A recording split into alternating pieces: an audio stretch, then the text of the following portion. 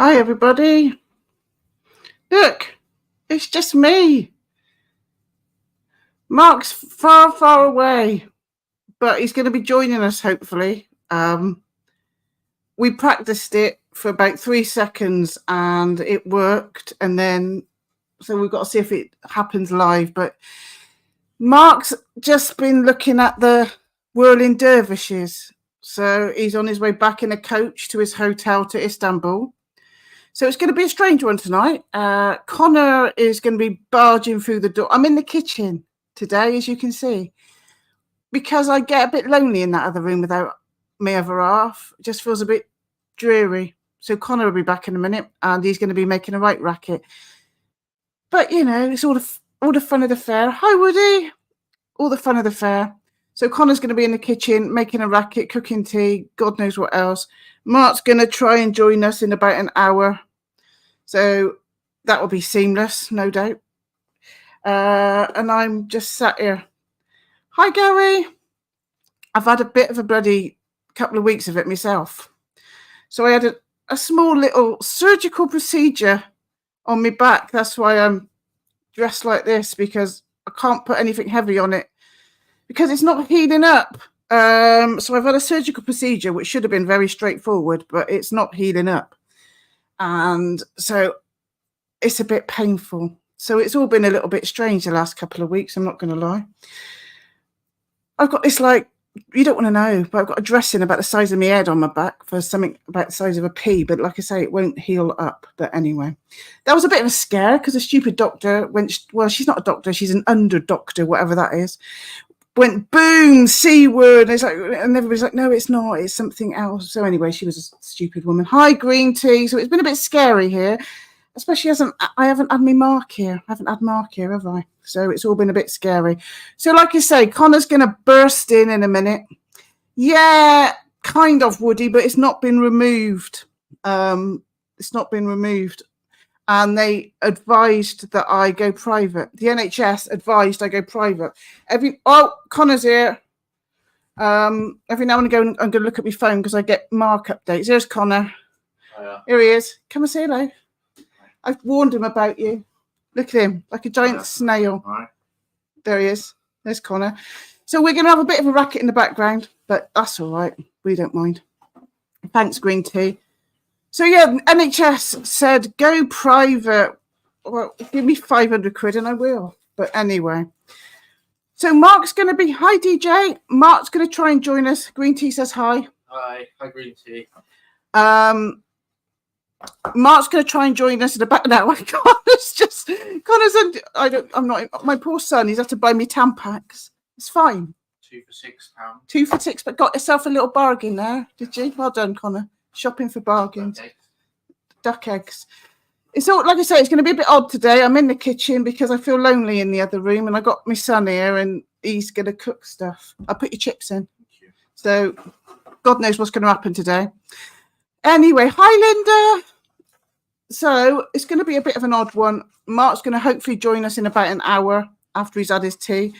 DJ can get free duck eggs. Have you got a duck? You can get free duck eggs. Send them in. I don't think I've ever had a duck egg. Well, I'll cook you one egg. All right, let's have a look. Is it bigger? Yeah, let's show him a duck egg. Next to a normal egg. Let's do a thing.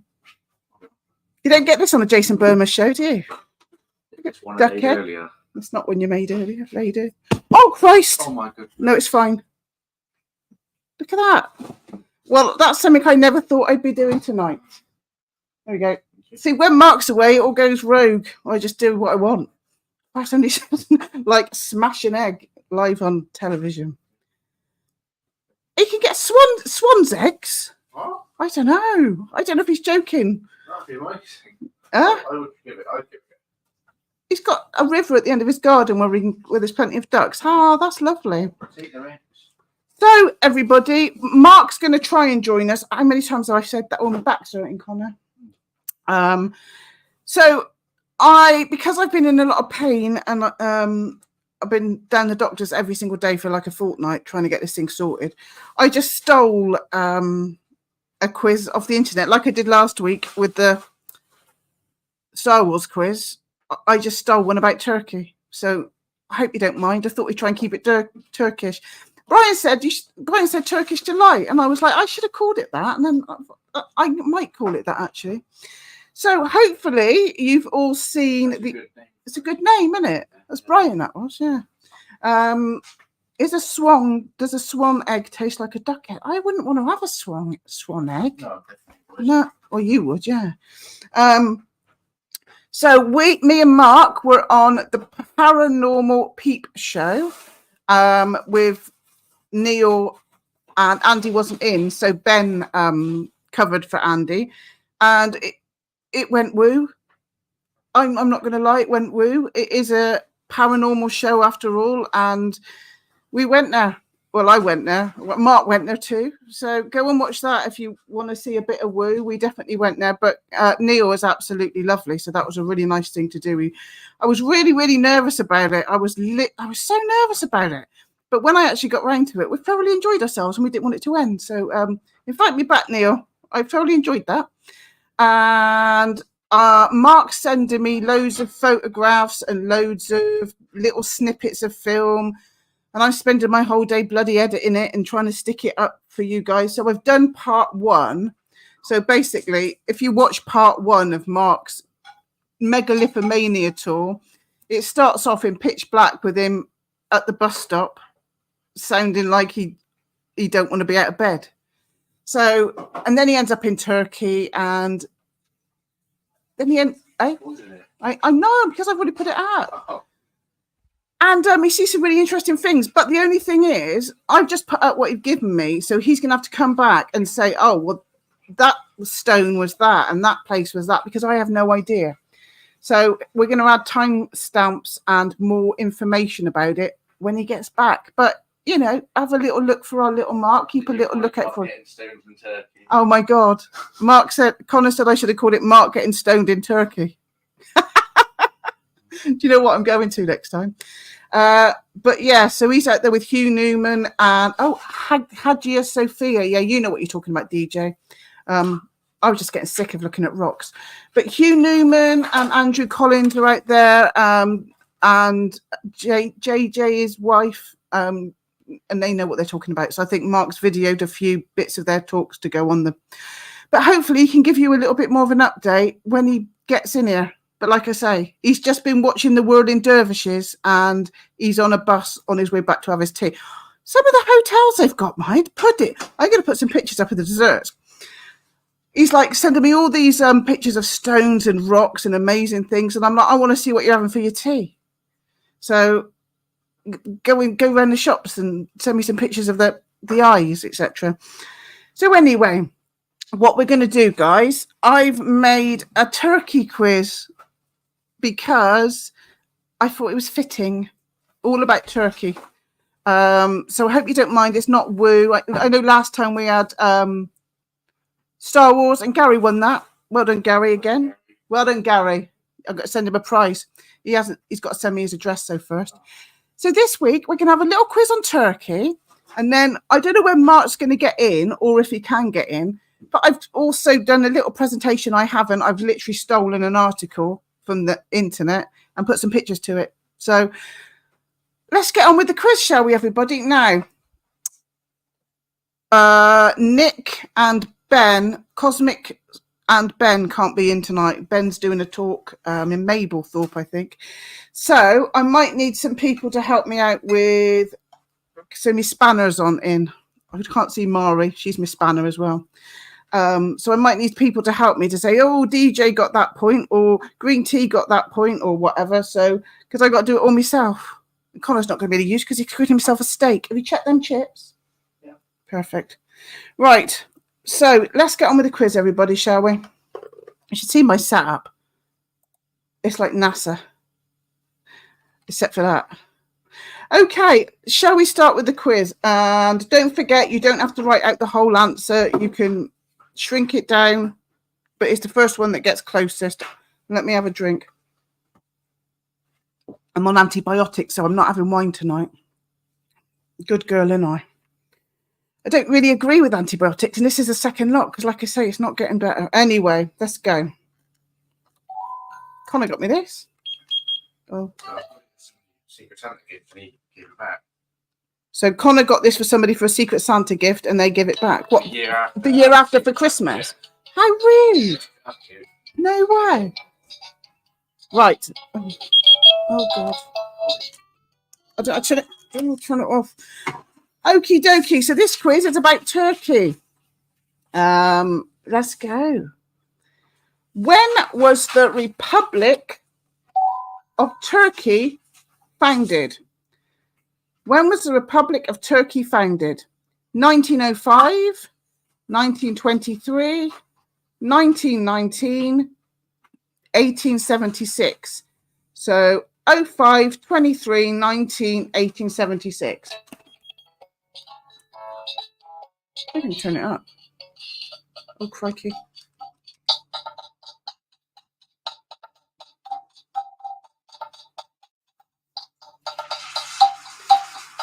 We got a delightful noise of steak cooking in the background.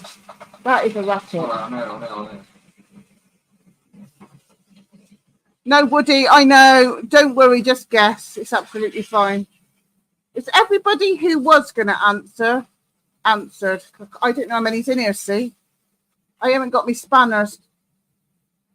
Linda, I think I might make you a spanner, my love. Oh, no, it's only giving me the option of putting you on a timeout. No, I won't do that. Oh, yeah, look, because I'm on StreamYard. I'm on StreamYard. So that's why there's a little duck up in the corner, because I'm not paying 40 quid a month for it. But with StreamYard, that means I can get Mark's face in here if he turns up. Right, has everybody had a guess who's having a guess? Right, so the answer is... Hold on, let me make sure. Nobody learned, Andy. So the answer was 1923. That is a noisy steak. Sorry. Can everybody hear me above Gordon Ramsay's cooking? It would be a minute. I like it rare. So 1923, that was when the Republic of Turkey was founded.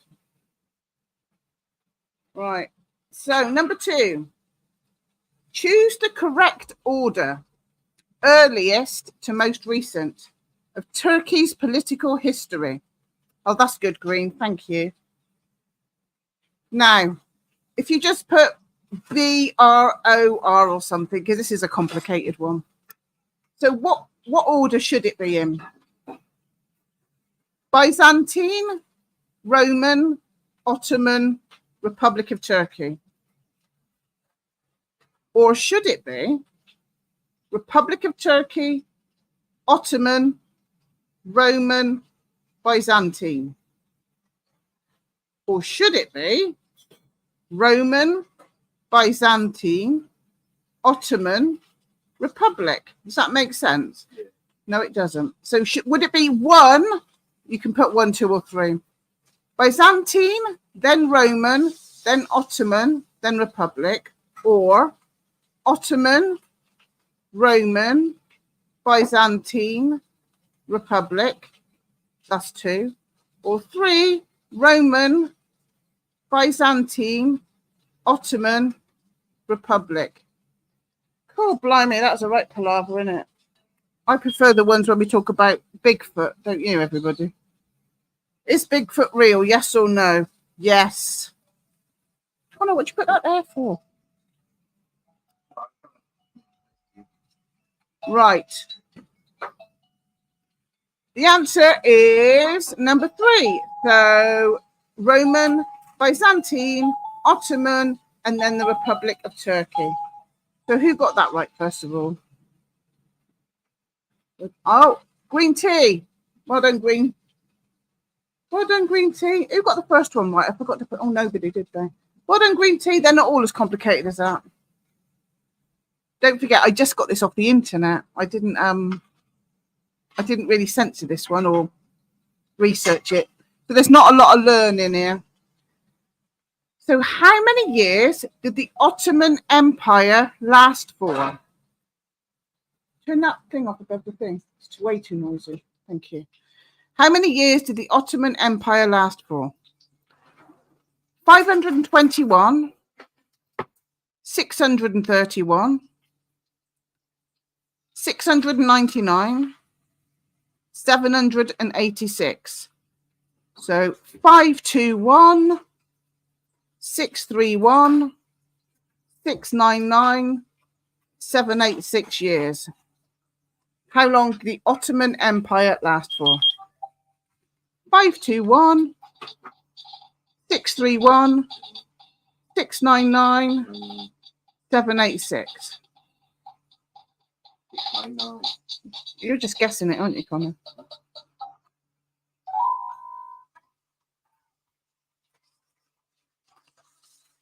Five, 2, 631, 699, or 788 years. It's all just a big guess, so don't worry about it, everybody.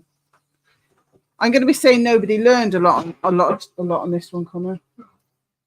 The answer is 631 years. The Ottoman Empire lasted for 631 years. Connor, say nobody learned, Andy, into there. No one learned. Bit louder. Nobody learned, Andy. Connor said it whilst eating chips. Okie dokie.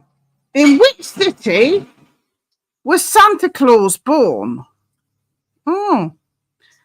Ankara, Konya, Antalya, Izmir. I bet you have said all of those right, don't you? Antalya, Izmir, Konya, Ankara. Where was Santa Claus born? It's a strange one, isn't it? Ankara, Konya, Antalya, Izmir. Linda's put 3, so that is Antalya. I'm not even this isn't going right today. Can you hear me? He's been a bit more quiet now. So the answer was 3. Well done, Linda. So apparently Santa Claus was born in Antalya. Like I say, I don't have any learning with this one. I just copied and pasted it this morning. So where it is believed that Noah's Ark landed where in Turkey after the flood? Where did Noah's Ark land in Turkey after the flood? Mount Ararat, Mount Kilimanjaro, Mount Sinai, or Mount Everest? Where did Noah's Ark land after the flood? Mount Ararat, Mount Kilimanjaro, Mount Sinai, Mount Everest. This is rubbish. I'm going to need to get a new toy.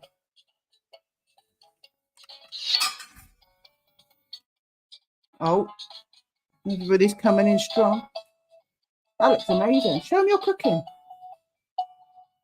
Look, Connor's cooking. Hold it up there. Hold it up there. Up there. Up. Up. That's at the bottom of a plate. Look at that. You can see it. You can.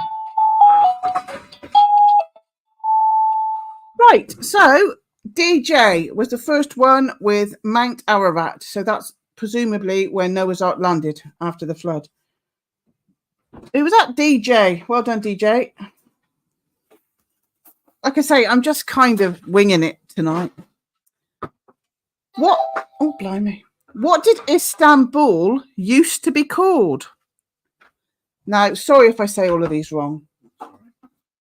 Thessaly, Smyrna, Byzantium, Ephesus. What did Istanbul used to be called? Thessaly, Smyrna, I don't know if I'm saying that right, Byzantium, or Ephesus? DJ, what are you on about? DJ's gone in with Constantinople. I ain't got that on my list. Sometimes they go off piste, Connor, and they just make up their own bloody rules. Who, me? Yeah, I'm a BBC fact checker, according to Connor. Are you going to join us in a minute around this side, Con? Yeah, go on. Right. Oh, looks like everybody got it right, even though DJ went off piste, he still got it right. Byzantium. It's the song. It's the no, don't ask me. You got the wrong crowd here, DJ. Mark's the one that knows about songs. So Byzantium, that's what Istanbul used to be called. So DJ got that one. Well done, DJ. What does the word Turk mean in Old Turkish? Does it mean cowardly, weak, strong, invincible? The word Turk in Old Turkish. Cowardly, weak, strong, invincible.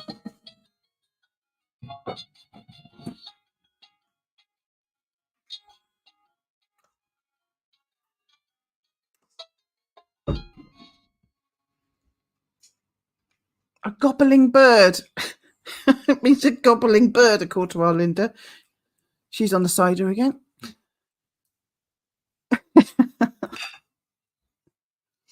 Right, so almost, but nobody learned, Andy. So the answer is strong. The word Turk in Old Turkish means strong. I don't think anybody put that.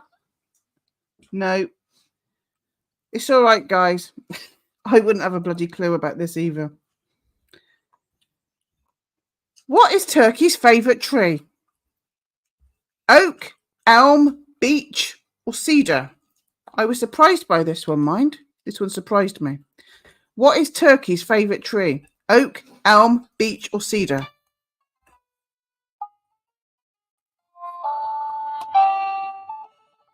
This one surprised me. You want Mark to hurry up and get back to us to save us, don't you? I really want your chips, Connor. I haven't had carbs for 2 weeks. I really want your steak. That's not carbs. Guys, that is exactly what I would have put. I would have put cedar, but apparently it's oak. I know, Linda. I literally was surprised. I was trying to give you a little clue there when I said I was surprised by this one. I thought it was cedar, but apparently it's oak. Like I say, we probably do need a BBC fact checker. We need, what's her name? Mariana Spring. So, yeah, I was surprised by that one. Okay. What is the largest ethnic minority in Turkey? The largest ethnic minority. Armenians, Kurds, Greeks, Italians. Armenians, Kurds, Greeks, Italians. I really want your steak. It's ridiculous. Any guess? They don't mind if I eat on live stream. No, I still want it in my mouth. Hold on. Quite lean as well. Connor's a very good cook. Oh my god. Got garlic on there. Amazing. Just eating into the mic. He's such a good cook, my son. He's going to do me a roast dinner tomorrow, aren't you? He's such a good cook. Don't get it from me. Don't get it from Mark. So, who was the first one with Kurds? Looks like DJ. Is it DJ? Yeah, well done, DJ. Knocking it out of the park. What is the official name for the country Turkey? Turkey's official name. Green Tea says, dumb American question. Are chips deep fried potato like French fries? Give me one on a fork so I can show it to Green. I won't eat it, I promise, because I'm not having carbs at the moment. There we go. French fries are skinny little things, but it's like half a bloody potato. That's a chip, Green. Get yourself over and have some chips. Right. The official name for the country Turkey, is it Kingdom of Turkey, Republic of Turkey, Turkish Emirates, Turkish Continent, Kingdom of Turkey, Republic of Turkey, Turkish Emirates, Turkish Continent? Green says they call them steak fries over there. Oh, chips over here, mate. Chips. Unless you go to one of those gastro pubs and then they probably call it that. But he is having it with steak. 2 steaks. 2 steaks. No. 2 steaks. Yeah. What's the matter with you? Just wanted some meat. Wanted to bite that cow. You are not a soy boy.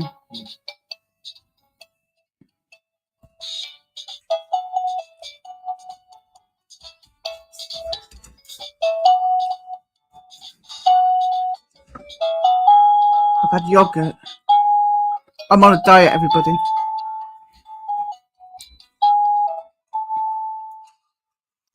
So, the correct answer, according to this, is the Republic of Turkey. DJ's gone in with something completely not on my list, which is probably right. But I got to go by what's on my list because I haven't got enough knowledge in my head to work out what's when you start going off piece, DJ, I tell you. So, Republic of Turkey. Who put that first? Green tea. Well done, Green. Well done, green tea. Well done, Green tea. Well done, Green tea.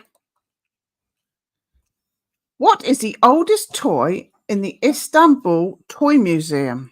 I've got to keep an eye out on my phone just to see if Mark's trying to bloody well get in. Hold on. Don't look like he is.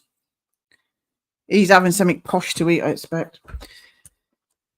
What is the oldest toy in the Istanbul Toy Museum? Car, doll, miniature violin, or a teddy bear? Are we allowed to swear on the live stream? You can swear on the live stream, but Why are we supposed to know that? I don't fucking know. I got this off the internet because I needed something about Turkey. No. And I haven't been very well this week, have I? You can vouch for that. I can vouch for that. He's vouching.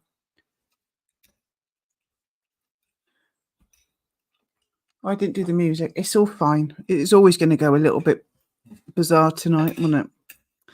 So, who was first? Or did then? Oh, hi, Gary. Who was first with miniature violin? It was Gary. Right, let's put Gary. Well done, Gary. Well done, Gary. Can you have to be louder? They can't hear you. Well done, Gary. I'm feeling all right, Gary. It's just this bloody thing won't clear up. It should have bloody cleared up by now, but it was a little small procedure, surgical procedure, which won't bloody heal. Well done, Gary. You got that one. Yeah, I haven't checked my emails, but you need to give us your address if you want a prize. That's how it bloody works, mate. For last week. Gary won the Star Wars quiz last week. Well done, Gary. Right, keep getting me mice muddled up. I got two computers going on here. Like, tell you, it's like bloody NASA. Okie dokie. What symbols can be seen on the Turkish flag? A two-headed eagle. No. Don't give the game away. Two lions. Shush. A crescent and a star. Or the Turkish national crest. Connor's giving it away. But he's not giving it away loud enough, which is good. Two-headed eagle, two lions, a crescent and a star.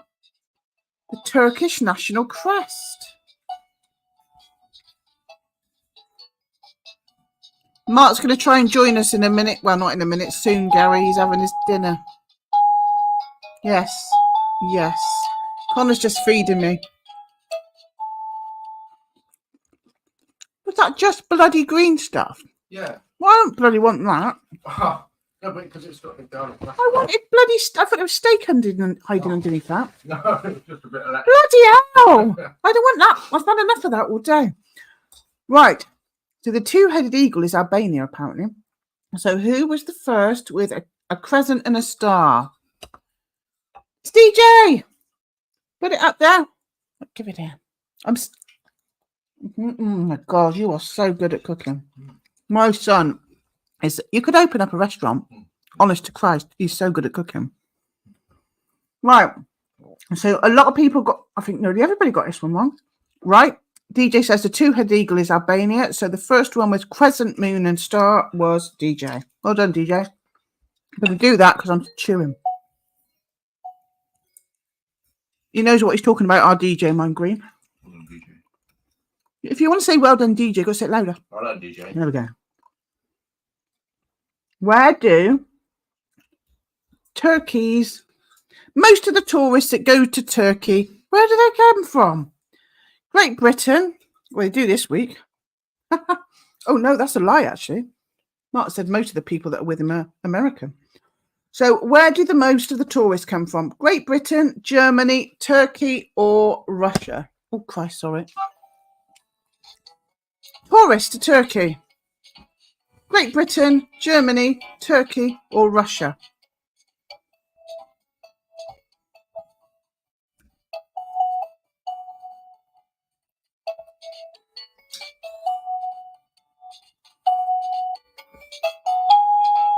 That's so nice.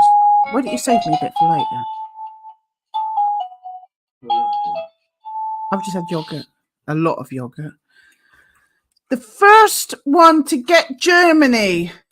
I'll give you 3 guesses, Connor. You ain't listening, are you? DJ! Oh. DJ was the first to get Germany. That's where most of Turkey's tourists come from. Where in ancient Turkey did a war take place which Homer wrote about in the Iliad? Where did a war take place in the Iliad? Oh gosh, a bit soon. Now I'm probably going to say these wrong, aren't I? Ankara or Ankara? I don't know. Mycenae, Troy or Crete? It's Mark that's got the brains, not me. I've just got the musical instruments. Ankara or Ankara? Ankara? Mycenae? Sorry, I am an idiot. Troy or Crete? Mycenae, Ankara, Troy or Crete? Where did the war take place in the Iliad? I'll give you... I have not said those names right. I am so sorry, Turkish people. Has everybody had a little go? Who's having a little go? Looks like... Oh, Gary! Gary. Gary got in there just at the end. Well done, Gary. It was Troy. It doesn't matter if you have... Well, it matters if you have 2 or 3 goes, like one after the other, but, you know, not if it's like that. So I'm going to give that one to Gary. But DJ came in as well. If you'd have like typed the whole lot out and just pressed send, that would have been a bit rude, but you didn't. Gary's a very honest man, Connor. He said his first answer with Ankara, and that means he doesn't want it, but I'm giving it to him anyway because he's a very nice man, and I'm fair. Mark could be in here going, "Now take it off," because Mark, I don't know. I know you wouldn't think it of him. You think it? No, I know you think it'd be the other way around, wouldn't you? Yeah. Well, you're having it, Gary.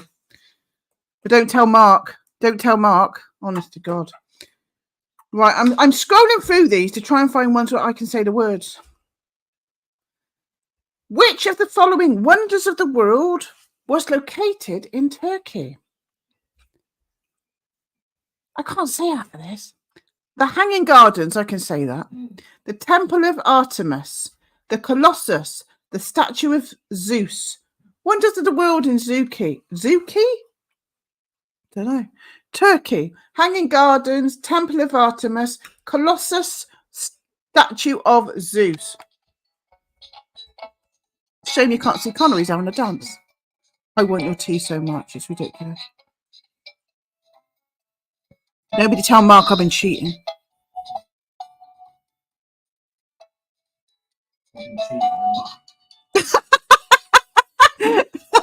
No, I haven't been cheating on Mark. Nobody tell Mark I let Gary have that one because he's a bit of a fascist, Mark, when it comes to this.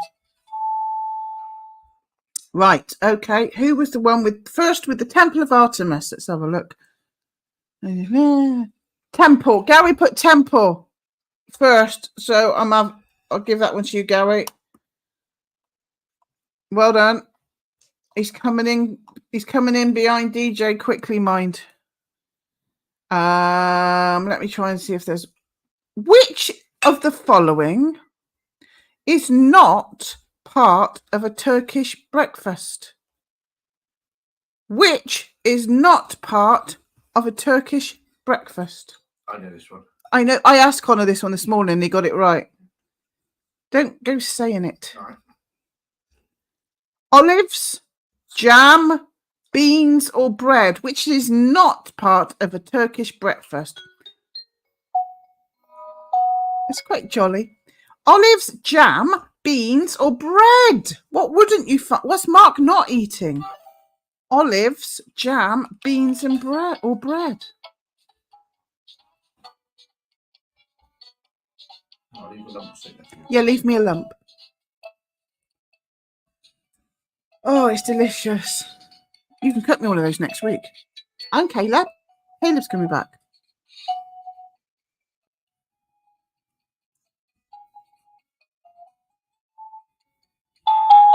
Took me by surprise, this one. So I would have said jam as well. Most people, well, a few people have put jam. No, not me. Connor didn't put jam. The answer's beans. The answer is beans, Connor. No beans in a Turkish breakfast, Who has apparently. hummus for breakfast then? Well, some people have hummus for breakfast. Mark. Mark will have anything for breakfast, to be fair. The answer is beans. No beans for breakfast in Turkey. So nobody learned, Andy. Right, I'm going to make this. What is the time? I'm scrolling through because I have cut some of these out.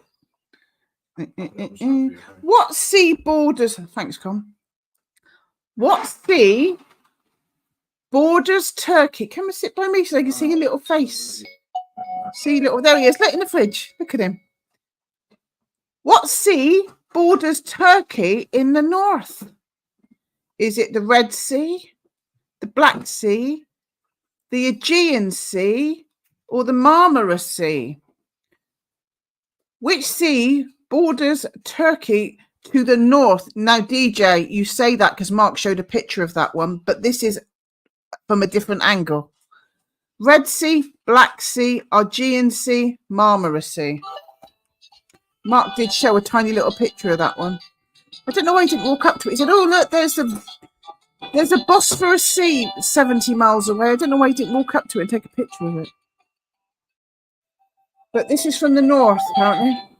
Not that I know anything about anything.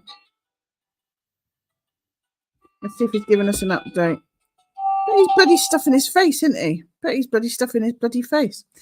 Right, so did anybody put the Black Sea? Gary put the Black Sea. Well done, Gary. Oh, blimey, you're catching up with DJ. How many have I done? 1, 2, 3, 4, 5, 6, 7, 8, 9, 10, 11, 12, 13, 14. Right, let's have a look.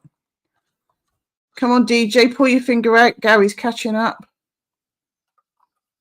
He's going to want 2 bloody prizes at this rate. Which of the following is the main industrial sector in Turkey? Textiles and clothing. Oh, I can't answer. I can't ask this one because I haven't put the answer in. I can't put that one because I forgot to put the answer in and I've got no clue. So we're moving on, swiftly moving on. If that's the only thing that goes wrong tonight, then I'm happy with that. With which currency can you pay in Turkey? The Turkish dollar, the Turkish lira, the Turkish drachma, the Turkish lira. Dollar, leeway, drachma, lira. Yeah, I'll have a cup of tea. Thanks, Con. Oh, that's mainly why I'm in the kitchen doing this, because I know I'll get steak and tea.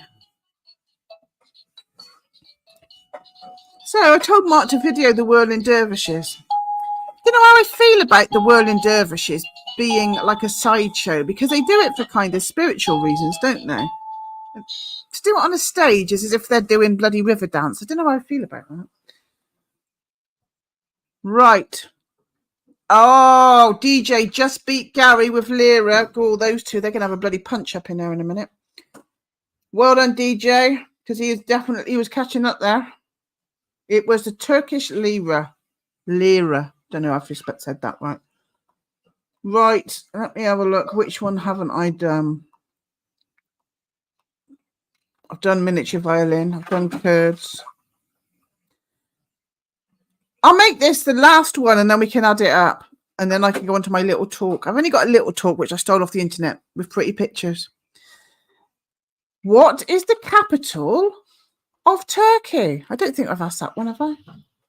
There's going to be a racket in the background. That's the kettle. The capital of Turkey. Istanbul, Salonika, probably haven't said it right, Izmir, Ankara or Ankara, I'm not sure. Oh, blimey. Istanbul, Salonika, Izmir or Izmir, Ankara or Ankara, the capital of Turkey.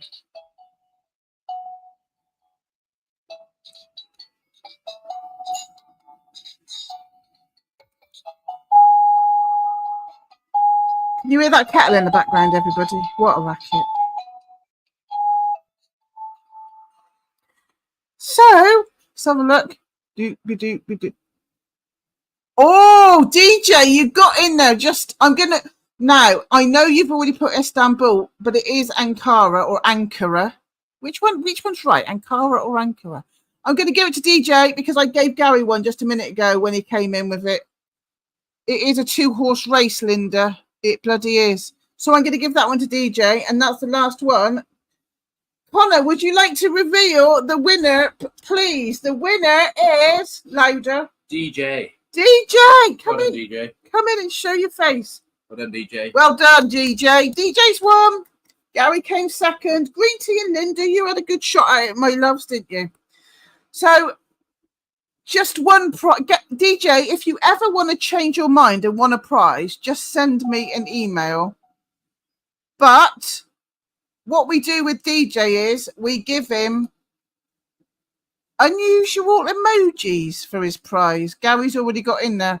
Send him some unusual emojis for his prize, and a very well done to our DJ who runs away with it usually. But there was a bit of a, like Linda says, or Green says, Linda, a 2-horse race, and Gary did come in late.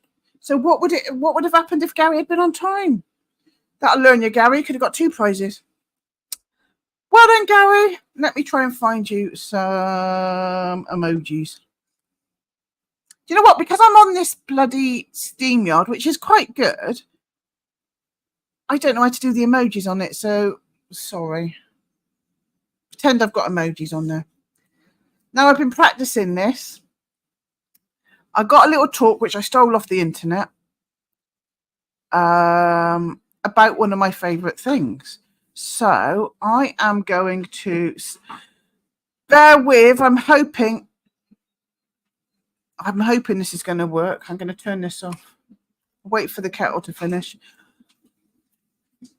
Right, I'm going to put my talk on here.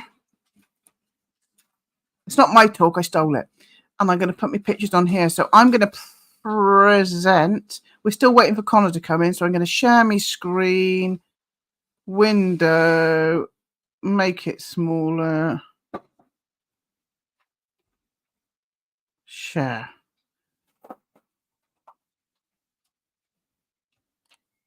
Can everybody see that? I'm not sure if they can or not.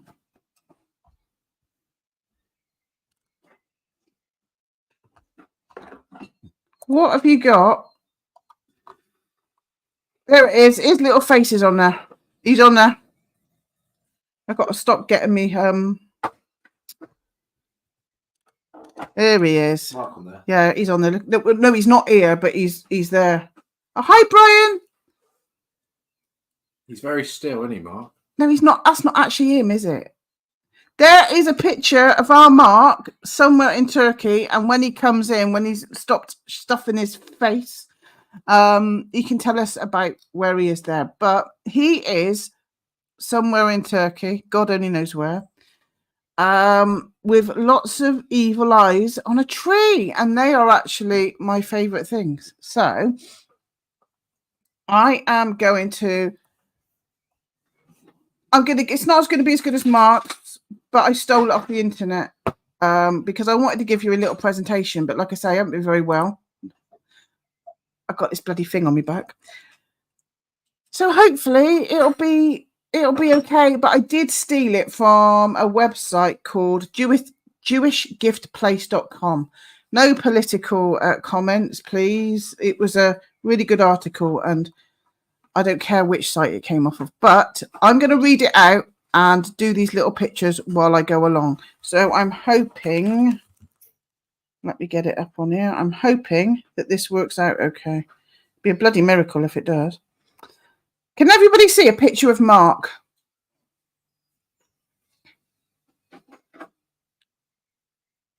Yes, Linda says that's a lot of eyes, so I'm presuming that means she can see. I'm just getting myself up on my own phone. Bear with everybody, because I want to see what you can see. I'm just getting myself. There we go. I want to see what you can see. Why don't you come and sit around here? See the pictures. Right. Okay. I've got to make sure I've got the right mouse in my hand. Yeah, it looks like I've got more viewers. There's like 20 people in the kitchen just looking at it. Okie dokie. So the evil eye. So this is a couple of pictures that Mark took this week in Turkey. So that one, I think that's bloody brilliant. I'd love that in my garden. And this one's great. Look at this.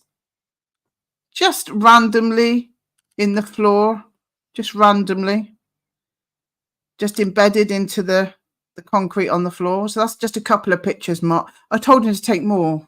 I told him to take some pictures when he went around the bazaar, but he didn't, which was bizarre. Humour. Yeah. Quite good. So that was just a couple from Mark. So when I first ventured down this conspiratorial route, this used to scare the bloody shit out of me. I'm not going to lie. It used to terrify me. I thought it was satanic. I thought it was casting a curse on me. Maybe it is, but I grew up a little bit and I started to embrace it myself. And I looked into it a little bit more and I just dropped the fear and decided that I was going to play them at their own game. And if they're protecting themselves using this, I would never use this symbol to curse anybody. But if you actually look into what it means, it's not to curse somebody, it's to protect yourself. So that's how I use it. I've got it absolutely everywhere. I forgot to take a picture of the one. There's one on my fridge behind me. Forgot to take a picture of that one. So this is a few pictures of my house. So that's behind my head. So I've got them on mugs and cups. That's the Fatima one, Gary. I've got it on a plate on the wall. I've got it on necklaces. My front door. That's a hand of Fatima. That's my living room. That's one in the bathroom. That's one I made myself from paper, a little mosaic. And these are ones that I'm drawing, and I'm going to start putting bits and pieces on my Etsy shop again. So make sure you go and have a look if you want to buy some. So I've been getting really into this. These are ones I've just made. They're kind of little sketches for ones I want to do a little bit bigger and sell on my Etsy shop. So as you can see, hi, Johnny. Just saw somebody say hi, Johnny. I'm pretty into this. Let me know if you want any of these, by the way, because I'll probably give these ones out for free because they're just sketches. Just email me if you fancy any of these. And when I start selling mine on Etsy, I would say, why buy mine over anybody else? That is one that's Taurus. So I've taken the symbol for Taurus and put the eye in there. So I would say if you want one before they get on it, when they're on Etsy, I'll be charging. But if you want one, just email me and I'll do your birth sign with it in, or I'll put all your family's ones, whatever. Just let me know. And I'll just do you little sketches. But the proper ones I'm going to be putting on Etsy soon. So grab them while you can. If you want some free ones, then just let me know. But going forwards, I will be putting them on Etsy. Now, why are mine different to anybody else's? Mine aren't mass produced. Mine, when I make them and I draw them, I really do try and put my intention for protection in there. And I would say, if you're listening to me, the things that we would want to be protected from, we've probably got the same kind of idea about what it is that we need to be protected from. So I would say, if you guys truly do want some evil eye art in your house, and you want why go on Etsy and get something mass produced in a factory when I will actually genuinely put intention and think of you when I'm making it? So that's the soft sell over. Okay, these are just ones that I've been doing. Now let's get on to the actual presentation. Okay, intention is everything green. It really is. So let me know if you want any free sketches, and keep a lookout on Etsy for the real ones when they start coming along. So let's have a little look. What does it say on this website?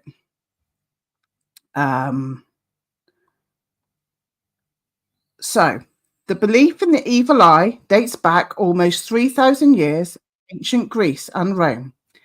It is one of the strongest symbolic images in the world. Wearing an evil eye as an amulet is believed to provide protection against evil forces. The evil eye has symbolism in almost every country in the world and in every religion, such as Judaism, Islam, Hindu, Buddhism, and Christianity. Connor's banging in the background, but it's fine.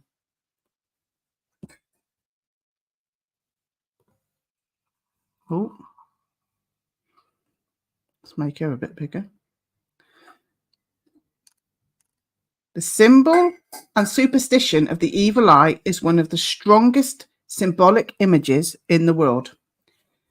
Yet, despite the differences in the cultures which hold the evil eye myth, it retains largely the same meaning, no matter where the story is told. The evil eye is thought of as a look given to inflict harm, suffering, or some form of bad luck on those that it is cast upon. It's a look which clearly states that one intends for something bad to happen to the object of one's focus, either out of jealousy or pure malice. The superstition of the evil eye holds that the malicious look is powerful enough to bring about actual disaster for the unfortunate person that is the receiver of the glare.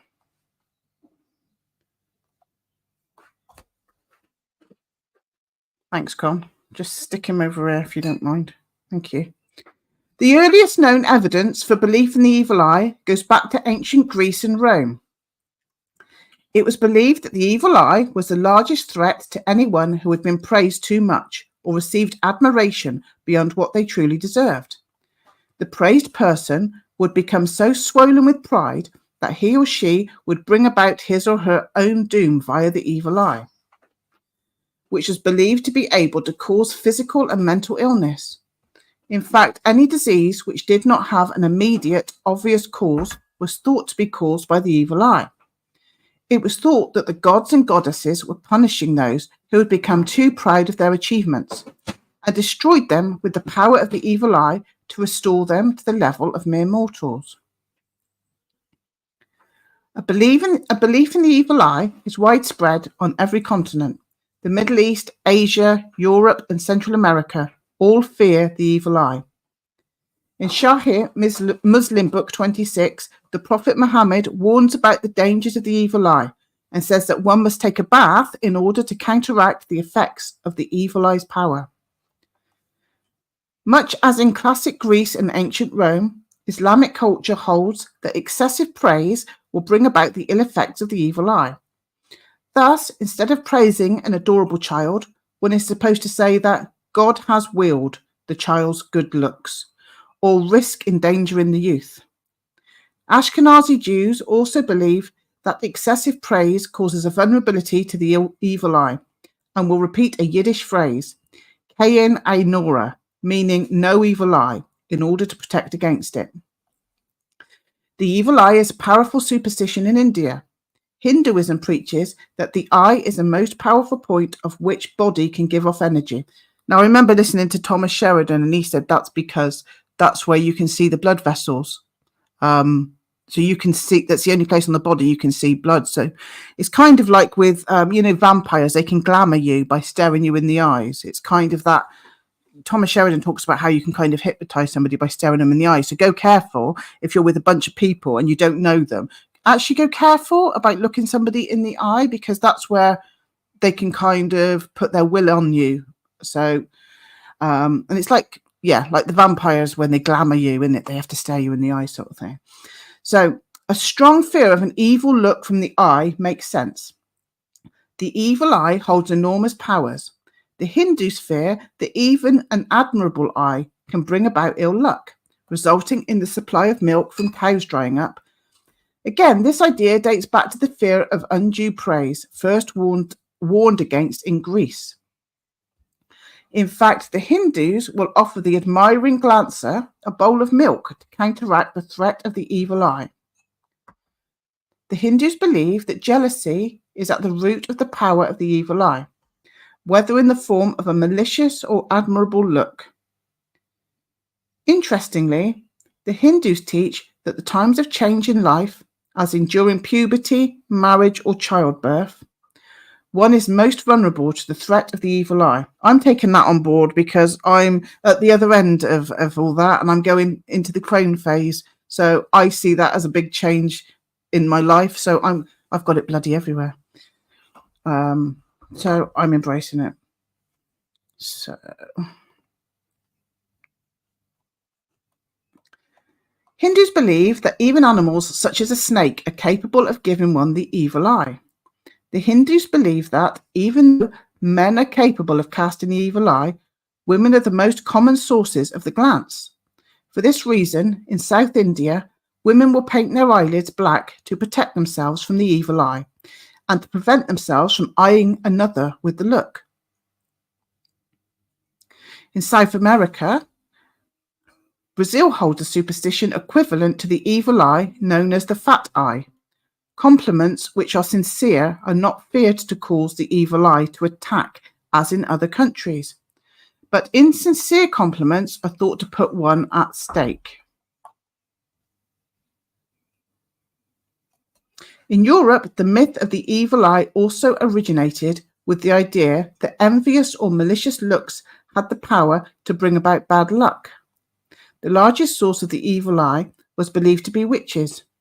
Yet those with eye colours, which were also seen as powerful possessors of the evil eye look. For instance, Germans feared those with red eyes. In Ireland, those with squinty eyes were feared to be evil eye sorcerers.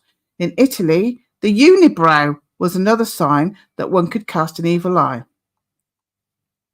The fear of the evil eye did not carry over to America, except in the form of a metaphor. While the superstition is not intense enough to take precaution, the evil eye is seen as impolite and a warning that the source of the evil eye has bad intention.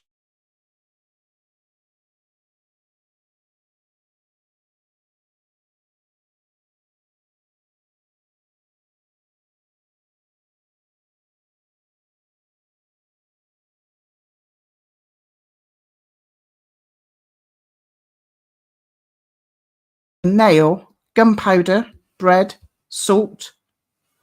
Well, we put salt. I've got some salt in little, I think Mari inspired me because I know she puts salt all over the place.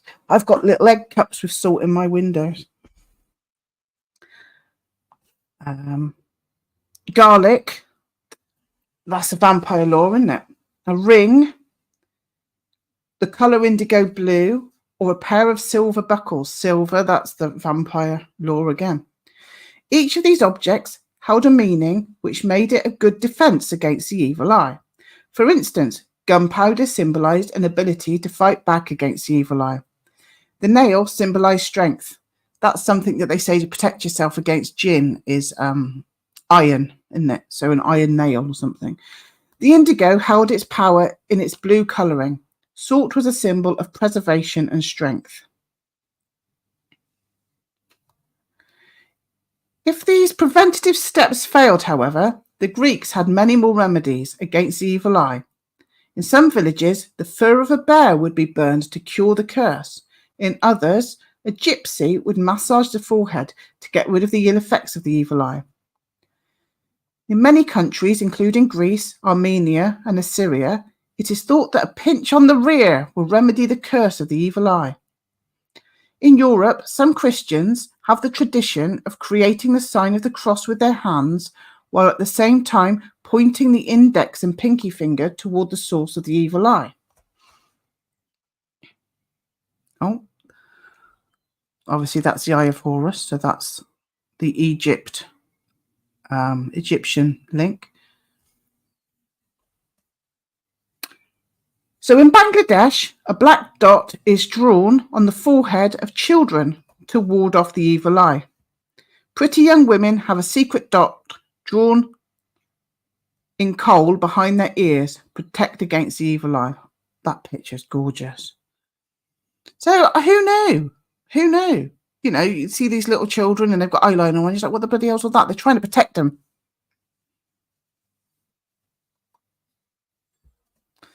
Phrases and rituals are not the only way to protect against the power of the evil eye. The most popular method of escaping the evil eye's effects in many cultures is by the use of evil eye talismans, evil eye symbols, and evil eye jewelry. These are meant to reflect the power of the evil look. The evil eye amulet originated in Greece, where it was known as an apotropaic amulet, meaning that it reflected harm.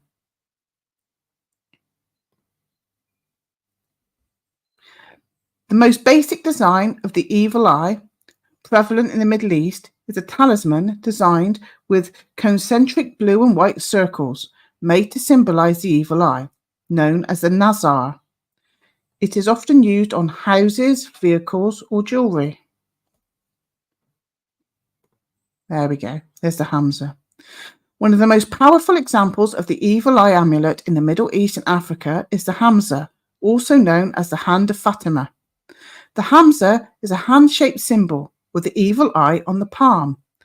The Hamza can be used in wallpaper or jewelry to ward off the evil eye. The Hamza is also found in Jewish culture, where it is known as the Hand of God or the Hand of Miriam. The popularity of Kabbalah has revived the Hamza and influenced its presence in jewelry and design. The evil eye still has powerful influence in modern life, pop culture, and even jewelry and design.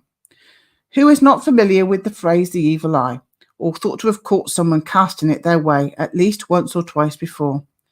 In Turkey, the evil eye is ingrained in everyday life and has deep symbolism throughout the culture.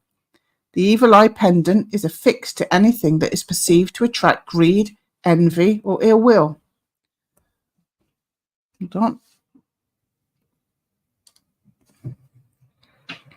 In Turkey, you will find the evil eye symbol on currency, in homes and offices, hanging from the necks of newborn children and farm animals, and in the foundations of buildings.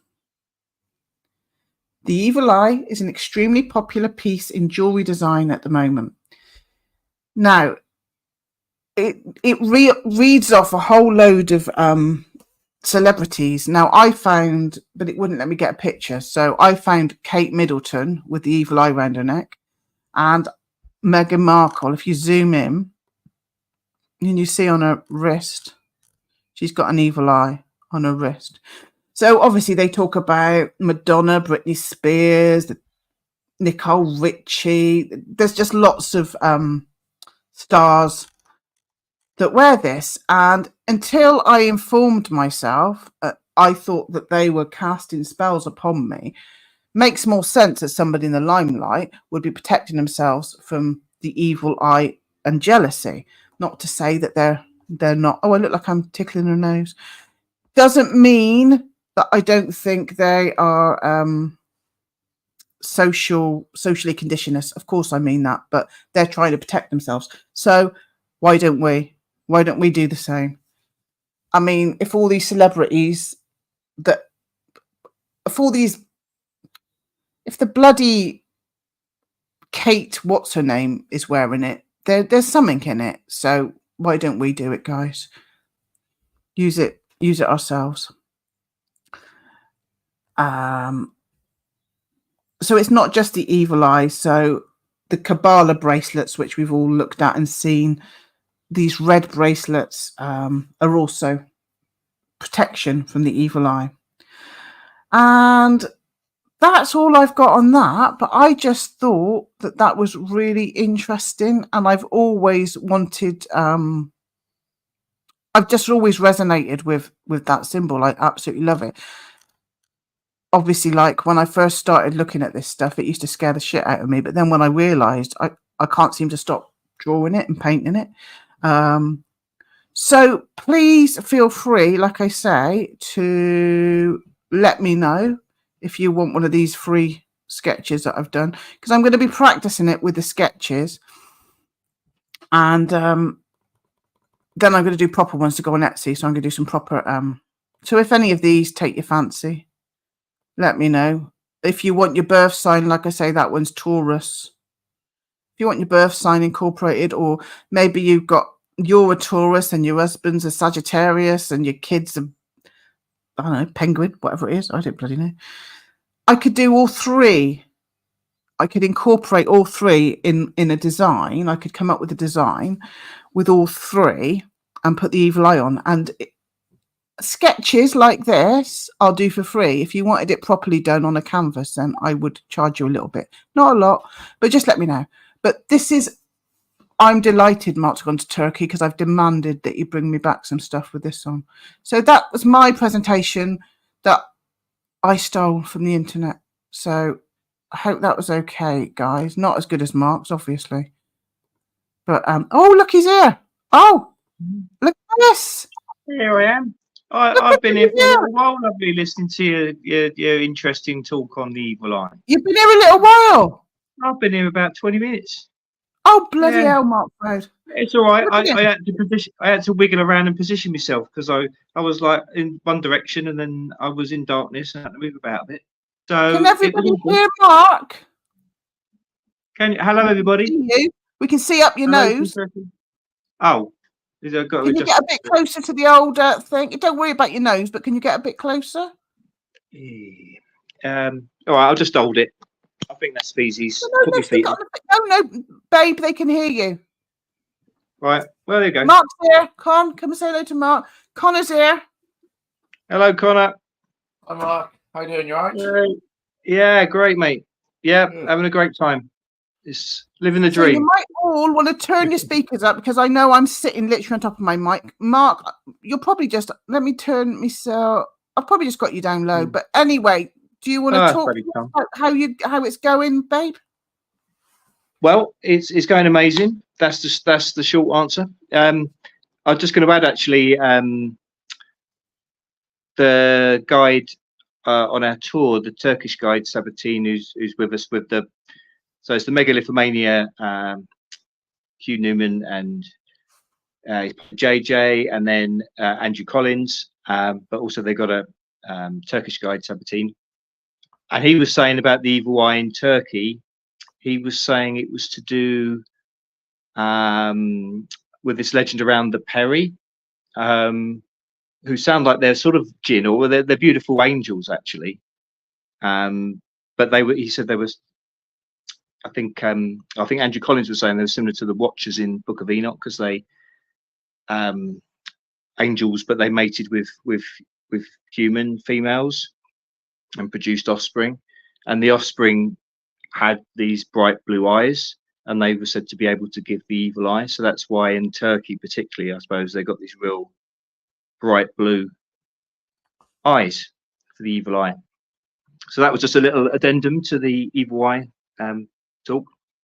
But yeah, it's just it's just been an amazing trip so far. We're just about halfway through, so we've still got the amazing Göbekli Tepe, Karahan Tepe, which I suppose are the major reasons for going on a tour. Really, I mean, they're the really mind-blowing sites that rewritten the conventional understanding of the history of humanity, because these sites were uncovered that had been buried out for centuries, and then just excavated really in the last sort of 30 years. Göbekli Tepe and now Karahan Tepe being excavated, and they still reckon they may have only uncovered about 10% of it, and then there's other sites in the area which are still remaining uncovered or very little excavated. So there's so much more to be found. So it's really just on the cusp of revealing history, really. but yeah, it rewrote the idea of human history, because these sites are like 10,000 plus years old, so sort of going back to shortly after the Ice Age. And it was a time when it's, you know, everyone assumed that human beings were just at hunter-gatherer stage, and you know, they didn't have agriculture even, let alone building complex temples and that sort of thing, which these Göbekli Tepe sites, etc., are. So really looking forward to that. So that's still to come in the next sort of 2 or 3 days. But what we've done so far, so everyone sort of flew independently to Istanbul. The tour price didn't include that, so I made my own way here. And so you can see on the travel log, which Liz lovingly edited, she said, "Don't bloody, if I see another stone, I'm gonna try." And so there's going to be lots more stones, I'm afraid. But yeah, flew into Istanbul on the Sunday. So I had a night on my own. Had a little wander around Istanbul. I've been here before, maybe about 15 years ago, when I came to an academic conference just in Istanbul for a few days. So I've seen a few of the sites here. So, but the next day, Monday, went to the lovely Crown Plaza Hotel, and it all got a bit nice and plush, and met up with the tour group. And it's a really great group, really lovely people, amazing people, real mix of nationalities. Probably nearly half maybe are American, and there's maybe about 4 Australians, New Zealander, a lady from the Netherlands, 2 ladies from Switzerland, a guy from France. I think just one other British guy apart from me, apart from obviously Hugh Newman and Andrew Collins. So yeah, a real variety, but also a lot of variety in terms of background and the lives people have led and where they've been in the world. And there's a couple of people on the tour that are geologists and other scientists. There's a lady, Olga, who Mari might have heard of, or other people might have heard of, quite a renowned astrologer, I believe. So yeah, we've got lots of different people with backgrounds, as well as obviously our wonderful guides, Andrew Collins, who's already done a couple of really fascinating talks in the evening. So we went around the sites of Istanbul, the Blue Mosque, the Hagia Sophia, which I remember really, maybe my highlight possibly of my last visit to Istanbul. It's had quite a history, Hagia Sophia. So I think it started as an Eastern Orthodox Christian church, and then in, I think, something like 5 AD, it was taken over, became a mosque, I guess, you know, to do with the changeovers, you know, where Istanbul was Constantinople, and then when it became Islamic, it was this building was converted to being a mosque. And I think when Ataturk made the current Turkey as it is as a state, it became basically a museum. It wasn't a church, it wasn't a mosque, it wasn't considered a sacred space as such. It was just kept as a museum. So that was the case when I was here last, maybe I think about 15 years ago. So it had this mixture of the different religions within it. I mean, it's an amazing building, but I sort of like that idea of this sort of mix of spiritualities. I mean, we I've come to realize a lot more about the links between the religions, and I suppose there's a thing now, like we know the one world religion is one of the things that they're trying to pushing as part of their agenda. So we know that, like with everything, they sort of make a twist on something and take something that might seem a good idea first, but they're just using it as a way of controlling. But the idea of there being a common sort of core of spirituality where everything is at base, it should all be about just connecting a spirit, you know, within everybody. So I like that concept. So I just remember when I was in this Hagia Sophia the first time, just seeing a Japanese guy. Well, it may not have been Japanese, an Asian guy, just at the entrance, and he just gave a little bow, and I quite like that because, you know, just thinking that he maybe was a different religion to both Muslim and Christianity. I know he might have been one of those, but just an idea that it's sort of a common spirituality. But yeah, now they've in the last few years, it's maybe a sign of Turkey in some respects trying to become a little bit more developing more as an Islamic state. I mean, it's got that mix. It's still, we're just commenting actually, it's the hotel. I won't show around the hotel because it's actually it's sort of just like a modern Western hotel. It's a Ramada. So it's very nice, but it's just a hotel you get anywhere else in the world. So the previous hotel was a bit more distinct to the area. But there was a wedding going on very loudly. Well, it may not have been a wedding, but it was that sort of thing. There was loud music, and it seemed like different generations were dancing. Just could see for a window into another room. But there was a real mix of dress. You know, there was women in the sort of quite traditional dress, but then there were sort of younger women, you know, like in very Western dress. So you do get a real mix. But maybe. I'm sorry, I don't mean to interrupt, babe. I've just sharing the screen so that when you're talking about things, I can get the pictures up. So I've got Hagia Sophia up, but also when I can see it. I can see it. Yeah, Andrew Collins was talking about that seraphim angel thing, wasn't he? Didn't he say that he thought it was in plasma or something? Oh, yes. Well remembered. Yeah. Oh, thanks for bringing that up. Yeah, so these seraphim are in the corners on the Hagia Sophia, and it's in the heart there. I mean, that one in the image there, you can see a face in there, but I think there's others. Well, unless they become a bit worn, but I don't remember there being a face so distinctly. But he did well remember.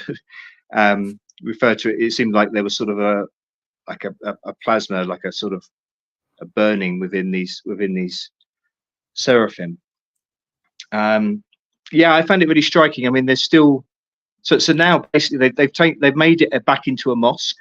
So now tourists can't go into the ground floor, and they just there's an upper balcony. Basically, you have to go in that as a tourist, but you can still see all the amazing sights, and there's still some Christian frescoes around this sort of top balcony. It's interesting because they've got these large I don't know what they are, but these sort of spheres, sort of with the sort of Arabic, I think, from the Quran on there, but they're covering up they're covering up images of the Virgin Mary. So although they don't mind some of the Christian elements being in there, because they do consider Christ as a prophet, although not the Son of God, but the Virgin Mary, they didn't like the idea of her being in the in the mosque, so she's covered over. But yeah, that so there was that Blue Mosque and the Basilica Cistern, which is this huge, basically where they used to store water, but it's got all these. You know, that reminded me of Harry Potter. You know, in Harry Potter, where that the snake gets them, and I think it's called the basilisk in Harry Potter. Oh yeah. What's it called? Basilica what?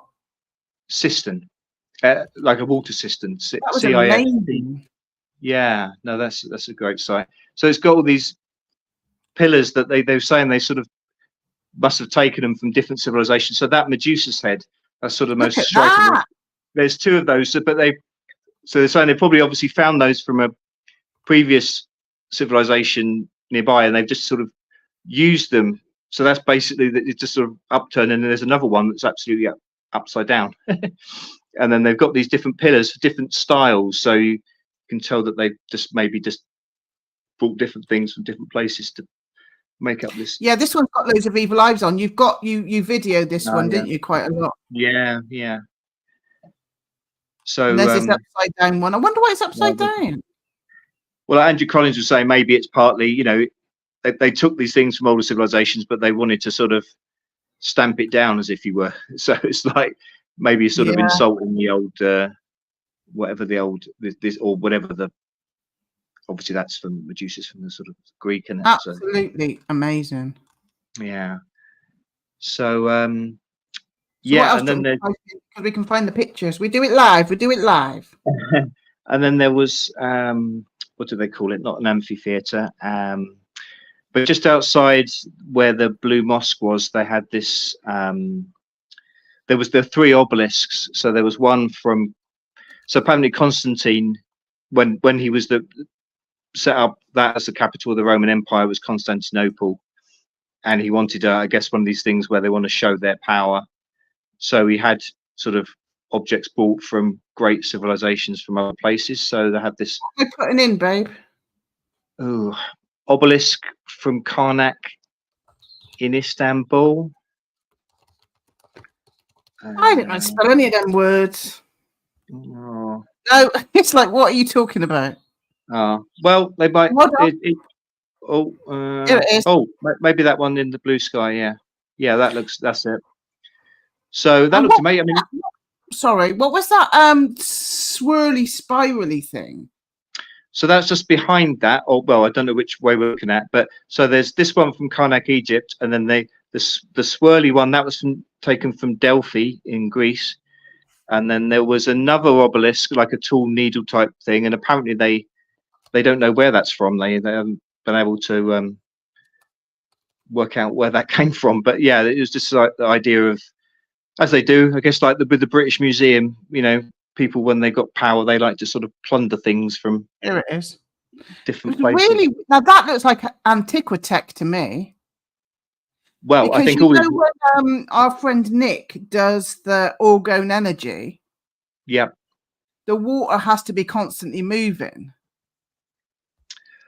Yes, yeah. That looks like Antiquitech to me. Well, I mean, that's what these things are. I mean, there's certainly, I'm sure these things with, you know, towers, spirals, all these things, they're all about drawing energy down from the heavens, from the sky, conducting energy, conducting frequencies. So yeah, 100%. I mean, this obelisk from Karnak, I mean, when I saw it, because it just looked so sort of shiny and white, pristine stone, I thought, oh, it's some sort of reconstruction. Yeah, exactly. That's what I thought. I thought, oh, they've made a reconstruction here of like of an old. Yeah, because I mean, look, well, new. Compared to what I can remember of Cleopatra's Needle in London, I suppose that doesn't help that it's right by a busy road in London. But from what I remember, I can't remember seeing it up close recently, but didn't seem as maybe it helped that the sun was shining on it. But yeah, it just seemed. No, like that looks brand new. Yeah, look at that. Yeah, very, very striking. Oh, apparently apparently when they were bringing it to Istanbul, they had trouble transporting it. So I think it's actually taller than that. Really, they broke a bit off the bottom. So when they were transporting it, well, you can see because the symbol is cut in half at the bottom. Yeah, they broke it when they were. Oh, that's just awful, isn't it?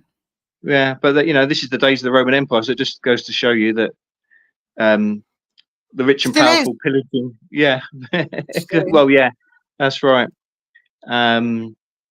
So yeah, incredible place, Istanbul. Obviously, it's this. Now let's have a look. What about that alien on the rock that you've got your funny little face on? Right. So yeah, this was the next day we went to Ankara, which is the capital. As we've got a wonderful couple of Turkish friends in the chat. Are they? I don't know if they're listening to us today or sometime later on maybe. But so Ankara is the capital, and we went there to the Anatolian Museum, I believe it is, where they got a lot of exhibits from ancient science around Turkey. So that's where Anatolia. Yeah, I'm looking at that rock with the alien on. Well, I think basically you've got to put my picture up there because that's just outside in the right. It's not that's not a big exhibit. It was just Andrew Collins had been walking around. It's just literally on the side of a path. They've got these before sort of Roman era gravestones, so it's not considered. It's not actually part of an exhibit, and it's just Andrew Collins said, "Oh, that looks like a spaceman." So that's the reason we all had our photos taken with it, because right. Yeah. So I mean, it's on the thumbnail of this thing. I don't think I've stuck it onto this computer yet. So no, that's all right. Well, people, if you have a look on the travel log, or we can put the picture somewhere else. But it's I mean, I guess because it's on a gravestone. It's supposed to be from the Roman era, but it's like got two little figures, and then it's got a figure sort of going diagonally across it, and the head, it looks like a grey alien, and it's got like a hand. I'm going to email it to myself, and I'm going to find it because it's doing my head in now. But I mean, I suppose because it's on a gravestone, maybe it's supposed to represent, a spirit, because it's sort of, it looks like it's flying, but it is quite striking the way the head is. And I thought as well, it reminded me of the sort of the image that's become known as the spaceman at the Nazca Lines, which on that one though, it's got like a round head, like a helmet. But again, it's just that having a sort of left hand up in a sort of like gesture of saying hi type thing. I'm gonna find it. So yeah, basically this museum, while Liz is finding it, amazing museum with apparently the one we're going to see in the next city, Sanlurfa. I'm just stopping sharing them because I'm getting my emails up. Okay, so that's supposed to be about 10 times bigger, and that's where we're going to next. Apparently, it's going to be a big old drive tomorrow. It's going to be like a 10-hour drive or something, which is going to be about the biggest drive. But I mean, it's a very comfortable coach, but we have stops along the way. But then Sanlurfa, so in the south. So we're going to stay there 3 nights, which is going to be nice because at the moment it's just been 1 night in each hotel, except for the last one in Cappadocia, which is a fabulous, beautiful place, which many people will have seen if they haven't been there. It's a famous place with these what they refer to as fairy chimneys, where it's got all these strange natural formations in the rock. It's like volcanic rock, which is there's me with the and there's the like flying angel man. Yeah, but that head, but he's giant, he's massive. Yeah. And he looks, what's he got in his hand? He's got a little hole in that hand. Yeah, he's got a hole in that hand, which seems, significant. Don't know why. It's very strange. But as I say, that's just literally like sort of beside the path, certainly not anything that's regarded with any, this is a big exhibit. But as I say, just Andrew Collins has seen it before when he'd been here before. So he drew our attention to it. So obviously we all wanted our photo taken with it.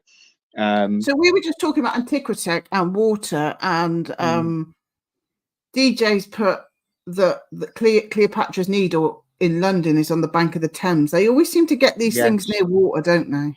Yeah, well, Andrew Collins has been talking about that. It's been a big feature of his talks when he was talking about Göbekli Tepe and a lot of these sites, saying how important water is, and he thinks probably to these ancient sites as well.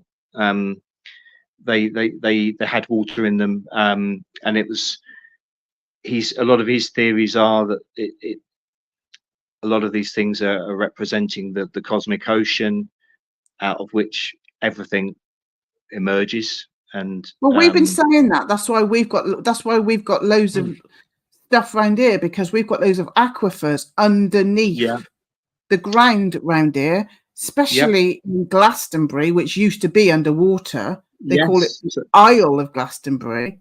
Yeah, so the tour came out of, so the tour used to come out of water. So 100%. I remember I've tried to find it elsewhere, but if people remember I think Thomas Sheridan has mentioned it, that because I used to get 2000 AD comic when I was a kid, and the Slain story within 2000 AD, and it's sort of this sort of Celtic warrior hero. But I've bought a couple of them again actually because I want to reread the stories. But I'm trying to find the one, because I do remember when I was a kid reading this, and there was one went to Glastonbury, and it was showing within the comic how it, well, what it was saying there was that it was all underwater, and then there were the things in the sky that reflected down on the water, and it was again to this idea of representing the constellations. So I've got to find that Hi, Mari. additional. Hi, Mari. Yeah. So yeah, it's so this museum, great museum, seeing a lot of items that had been taken from some of the sites which we've now gone to, because they've taken them and kept them at this museum. But as I say, we're going on to San Lerfa, which I think the traditional name is Urfa, which sounds like an amazing place. It's, you know, it's that area is you know, is possibly sort of the site for what they were the Garden of Eden. And it's again going back to water, there's these pools of Abraham, because Abraham is either supposed to have been born there or was raised there in a cave in this earth.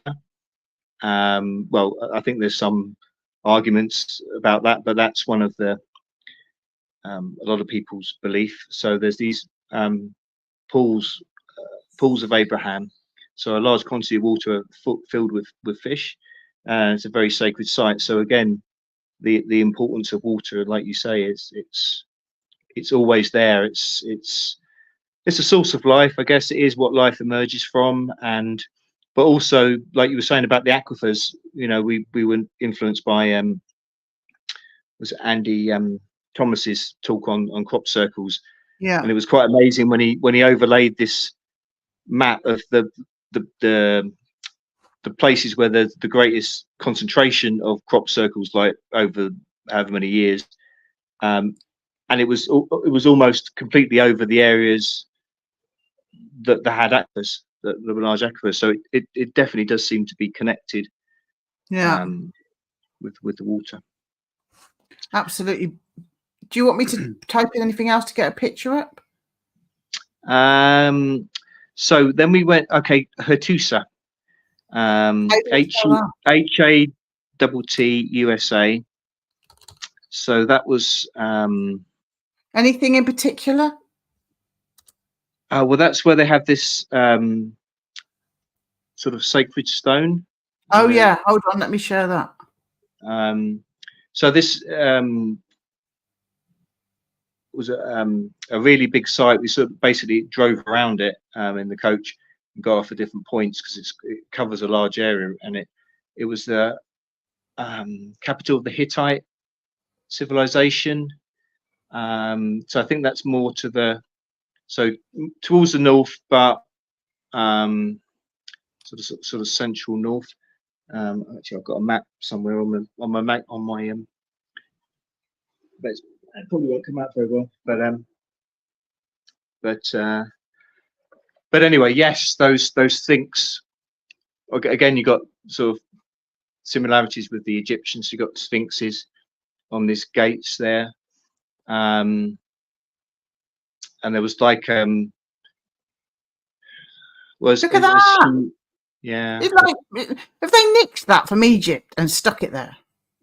I think with the Hittites, I think were actually in conflict with the Egyptians for a while, and then they had a truce. So yeah, there was definitely exchanges, and as we've talked before, you know, like a mini Egypt, isn't it? Well, I mean, they're all totally connected, you know, 100%. Oh, there's this thing, babe. There's this meteorite thing. Yes, so this is that stone. So that's in this great temple part of this Hattusa. So it's mainly just sort of ruins, if you like, of just like the walls. But yeah, this amazing stone. Yeah, I mean, it's incredible. And nephite, I think they think is the material, but this amazing green color and the smoothness of it. It's like, wow, it's um the term Andrew Collins was saying, it might be one of these things where a lot of places where you've got these sacred stones and it's regarded as being the center of the world or the universe or It's something. like that black thing in Mecca. Yeah, so this is what fascinated me. So the legend has it that this is a stone from a meteorite, and that's the same for the stone in Mecca, and it's also the same for this stone I talked about in one of my talks about on following the Widener and Bridges books, when they talked about Figia, which is slightly north of where I was there, again a region of Turkey where there was what's now Turkey, where there was a big sort of civilization, and they worshipped this sacred stone which was supposed to be from meteorite, and that was connected to the goddess Sybil. Yeah. So you got sort of the same root there, so I guess Sybil and Cube, and they're saying this amazing idea. Amazing idea, but the Romans, when they were losing the war to the Carthaginians, I think the Punic Wars, maybe they were sort of like, oh, our gods aren't doing enough for us, so they like, well, we're going to take this the Fijian sacred stone, and they took it from Figia and they transported it to Rome, and like it was like, well, you know, we're going to replace our gods, we're going to bring in this extra powerful god. So just this idea again, this connection with the heavens. But yeah, there's another similar stone there, that one in Hattusa, and I was thinking, because this idea, you know, that it's connected with these alchemical ideas and this tree of life from Kabbalah and the cube of space, and you've got this the sacred stone, and then within the tree of life you have this idea of a lightning bolt coming down from the top, and this thing goes through into Freemasonry. And I was thinking, I mean, if it's a meteorite, if it is a meteorite falling for Earth, and obviously that will be like flaming in the sky, that will be like a lightning bolt or something shooting down from the heavens to the Earth, and then what's left will be this stone. So then you've got the lightning bolt and the stone, and these concepts, that's where they were saying they got transmitted later on into the Grail legends, and you've got the sword in the stone, so that's representing the Oh God, the lightning bolt and the cube. So and is so this yeah, one of those hidden pyramids? yeah, so it's like he referred to it as like an elongated pyramid. So it's not an actual pyramid with a pointy top. It's just like, if you like, the base part of a pyramid. If it's just the base bit, I thought it was a bit of a cross between the base of a pyramid and maybe like a bit reminded me of a long barrow, you know, in the UK, where you've got these mounds that have been created, and there was a little tunnel that we went through that in the middle of it. They got a few hieroglyphs on there. So yeah, just another awesome site. And then it was after that, just outside of there, there's this sanctuary in the rocks. That's a difficult one to spell, that one. Hold on, let me just find. I've written it down somewhere. Somewhere. We'll go back to this guy. So, okay, so if you spell YAZILIK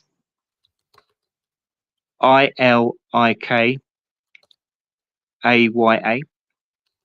AYA? Yeah, I think that's it. Is that it? It's not come up yet on the. So that's basically that's just on the edge of this Hattusa site. Oh yeah, these little gods that you were stood by. Yeah, yep. So they're there. So apparently Andrew Collins did a little talk there. So that's quite significant. we can't see it in the image yet, but it's not showing on the screen. Blah blah blah. What am I looking for in the image? No, but I'm still seeing the Hattusa. Oh, how rude. Maybe it's just me. No, it probably isn't.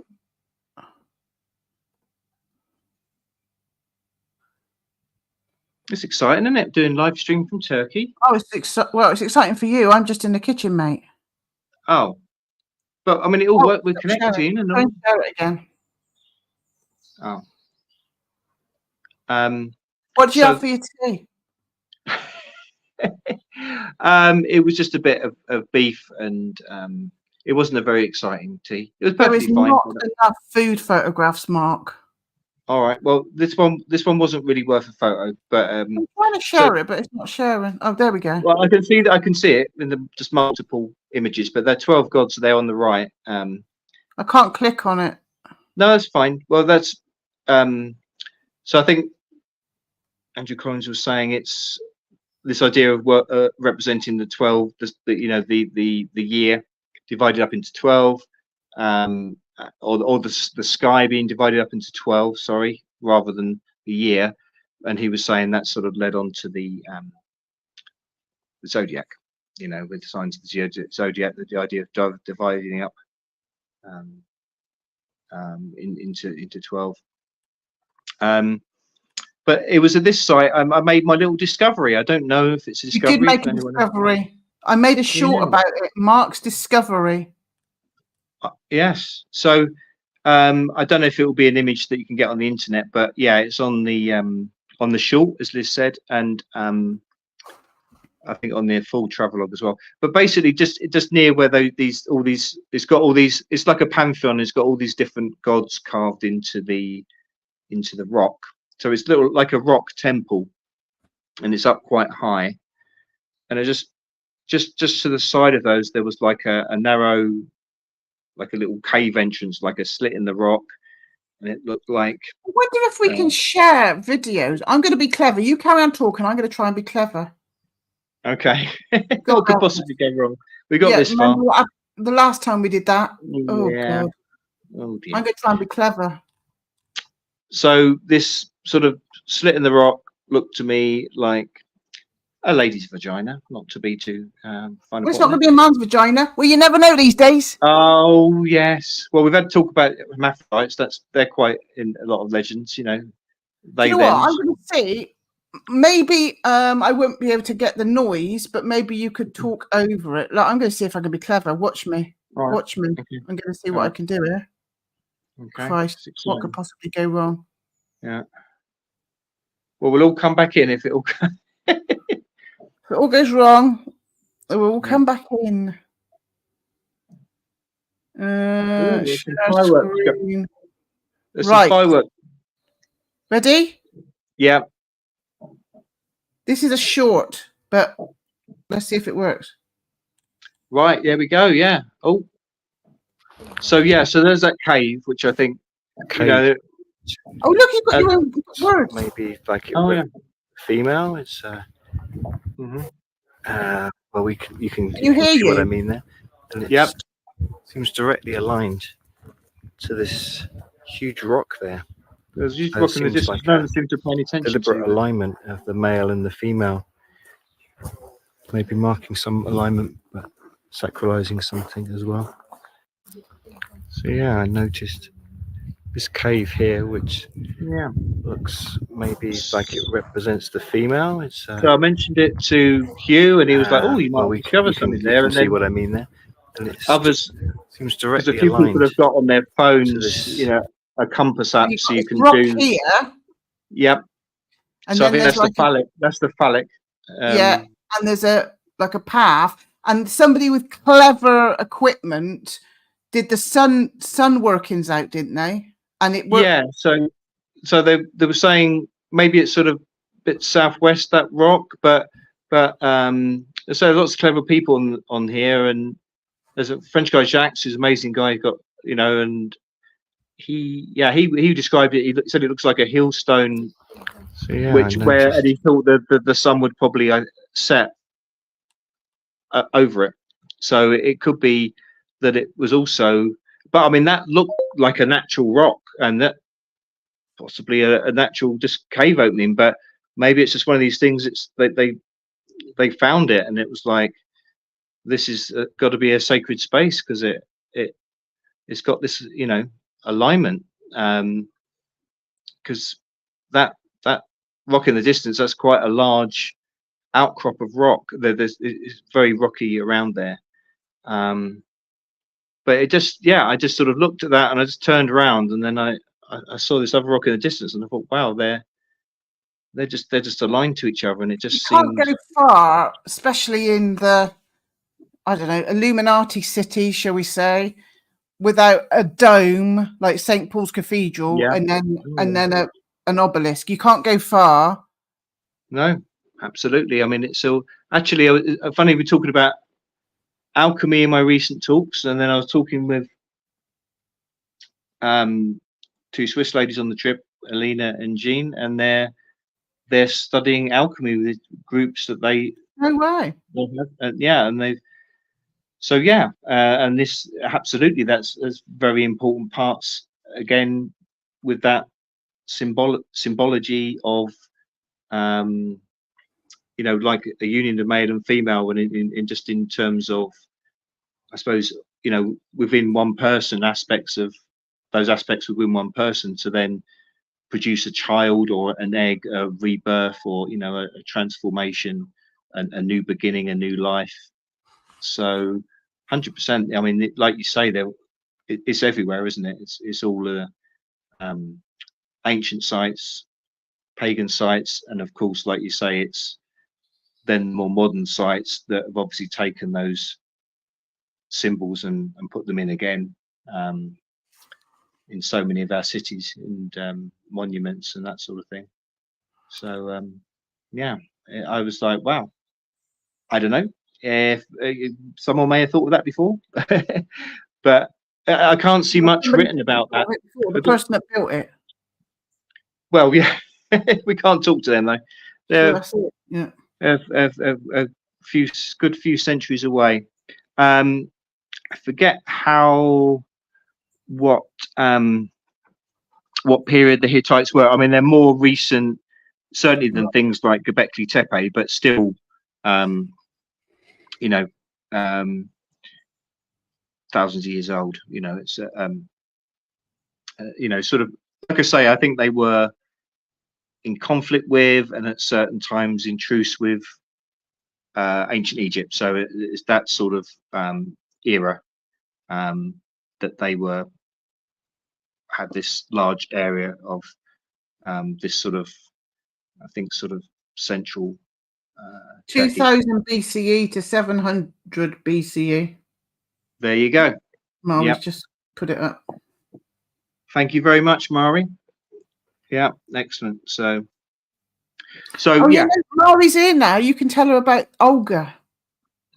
Oh yeah, I'll have to. I can't remember her surname, but there's a lady on the tour called Olga. I can't remember her surname. I'll have to find it. But she's apparently quite a prominent astrologer. Though she was telling me her, she mainly does astrology for like traders, businessmen, and things like that. She uses the star charts to predict stocks and shares, and apparently Is it Olga Morales? Oh, I don't think so. Astrology for GAN traders. Oh, well, that sounds like it is then. Yeah, probably is her. Or Olga. Oh, Christ knows. No. Olga All right, Morales. Well, maybe. She got short. Sorry, Olga, if you're watching this back. Is she blonde or is she brunette? Is she blonde or is she brunette? She's blonde at the moment. Does she wear glasses? Can't remember. I'm going to share a picture just to see if this is her. Okay. Yeah, It's not. We apologise. We're trying to find you, Olga. Yeah, I do apologise. I'll make sure we get your thing shared anyway. That's Olga. That's it. Olga. Yeah, that's Oh, we Olga. all held our breath there, didn't we, for a bit? Yes, that's Olga. So yeah, very interesting lady, and she was telling me she was in England not too long ago, and she did like a day in April of Maria Wheatley, Oh, so learning dowsing, etc. So, but yeah, fascinating lady. So we've got our own astrologer on the tour, as well as I say, geologists and other people with scientific background, physics, that have written things and done talks various places on different things, talking about frequencies um, Jean, the lady from Switzerland, who I say is interested in alchemy. She's also interested in astrology, but her business is an architect. So got lots of different people with. It's a good thing about traveling. But yeah, this group of people there, and they're obviously like-minded people, got interests in obviously sacred sites, ancient sites, ancient history. Sorry, my lovely. oh, Berlin Dervishes. How were they? Awesome. Yeah, I wanted to. Were they on stage or were they in like a restaurant? Oh no, it was an auditorium. So where we are now, it's Konya, Konya. So it's well, in the words of our guide Sabatine, it's the most conservative city in Turkey. So I think he was saying the original Turkish people, when they were sort of they came into this area, but it was the Byzantine Empire, and they sort of came into this area, and there was a big war or battle rather, I think about 1000 AD, something like that, which they won. Anyway, the people Konya, but Konya, no, for a time was I think a capital. But yeah, it's a very big religious place, and Rumi, the famous Sufi poet and mystic, he lived here, and I think he's got his tomb here. But I don't think we're going to be able to see it. I've wanted to get some Rumi poetry for a time. I haven't got around to doing it, but I will do it. But they read a few of his bits of poetry out on the coach, and yeah, I love his poetry. It's very silence, love. It's very spiritual, and to me, so the dervishes. So it's all connected with Sufism. Yeah, and as I mentioned in the alchemy talks, the Sufism was a place, that collected a lot of knowledge and was guardians of knowledge, esoteric knowledge, for a long time. And well, we got a book, haven't we, Idris Shah, like Sufi stories, and it reminds me a bit of Zen, because it was like these tiny little parables, some very short, like it's a few lines, and it's just supposed to be like some sort of instant realization, that just something symbolic in the few passages. But it's all about poetry, music, and the dervishes, the dancing, and this incredible trance-like. So music. Someone there tonight that was a musician was saying that the time signatures, the way they were changing, was incredible. He was saying, I was saying earlier, okay, because it's so spiritual, and so why is it entertainment for tourists? I don't get that. Well, it's like anything that, but that's the thing I was trying to get to. This place, Konya, Andrew Collins was saying that it's a very traditional place. So where we saw it, it's like an auditorium. It's some's like culture place. So it was just like an auditorium, but it was, Andrew Collins was saying this is much more authentic than just those you would get like in a hotel for tourists. It was it went on for just over an hour. I've got it all on tape. Not tape, there's my old-fashioned terminology, but it's all recorded. But I'll probably have to wait till we get home before I can download that and put it up on the internet. But I recorded the whole hour of the whole performance. But it was a full performance, so it wasn't for tourists as such. It was, you know, if they're up there doing it right and they know that it's a performance, how can they let go? Well, they didn't seem to have any problem. I mean, you know, they're on the head. I don't know. Well, yeah. I mean, it's sort of like going into a trance-like state to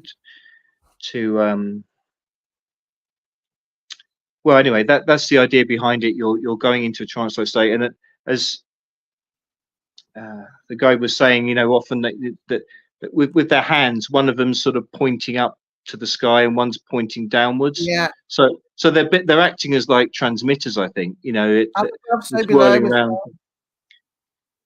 Yeah. And DJ said, could the dervish hat be a reference to the elongated skull people? It is very Egyptian looking. You know, the Egyptian gods. Yeah.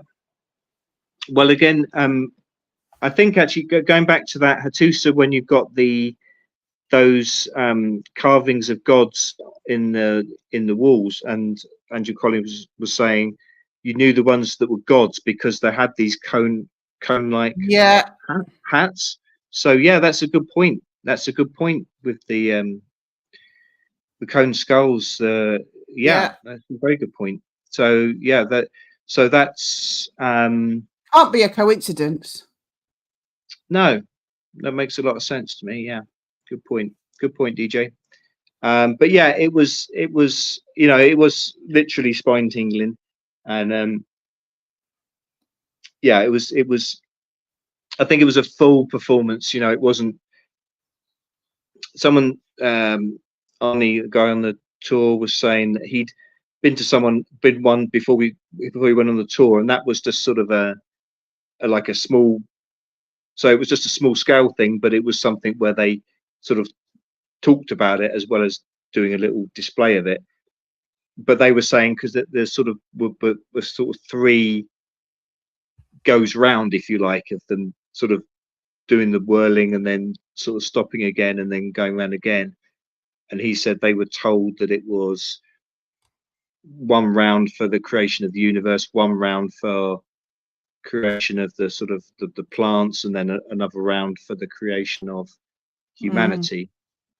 But yeah, to me though, it's when I was saying before about that, liking that connection of different religions, if you like, I think it's more at this at the level of the spiritual. I remember reading something where it was saying that the similarities between the sort of spiritual schools of the different religions, and like I was saying, the writings of Sufism reminded me of Zen, and you know, so different sects of different religions. I mean, Sufism is sort of like, if you like, the spiritual sect of Islam, but I did read something before saying, you know, it's actually older than Islam. I don't know, it wouldn't surprise me if that's true. So maybe it's just that it's been submerged in Islam in terms of the region where it exists. But again, it's something particular. It's something a bit separate, and it's a way of getting that immediate connection with the divine or the spiritual through the dancing or through the music or poetry. It's that creative, the imaginary, rather than a priest telling you this is how you should act and feel and behave. It's all about a direct getting the spirit within you, and that to me is what that whirling is all about. It's channeling, if you like, all the energy from above. You can just by watching it like on the screen. Yeah, you got hypnotized. Absolutely, yeah. A few people said that they were feeling trance-like just just by watching it on the screen.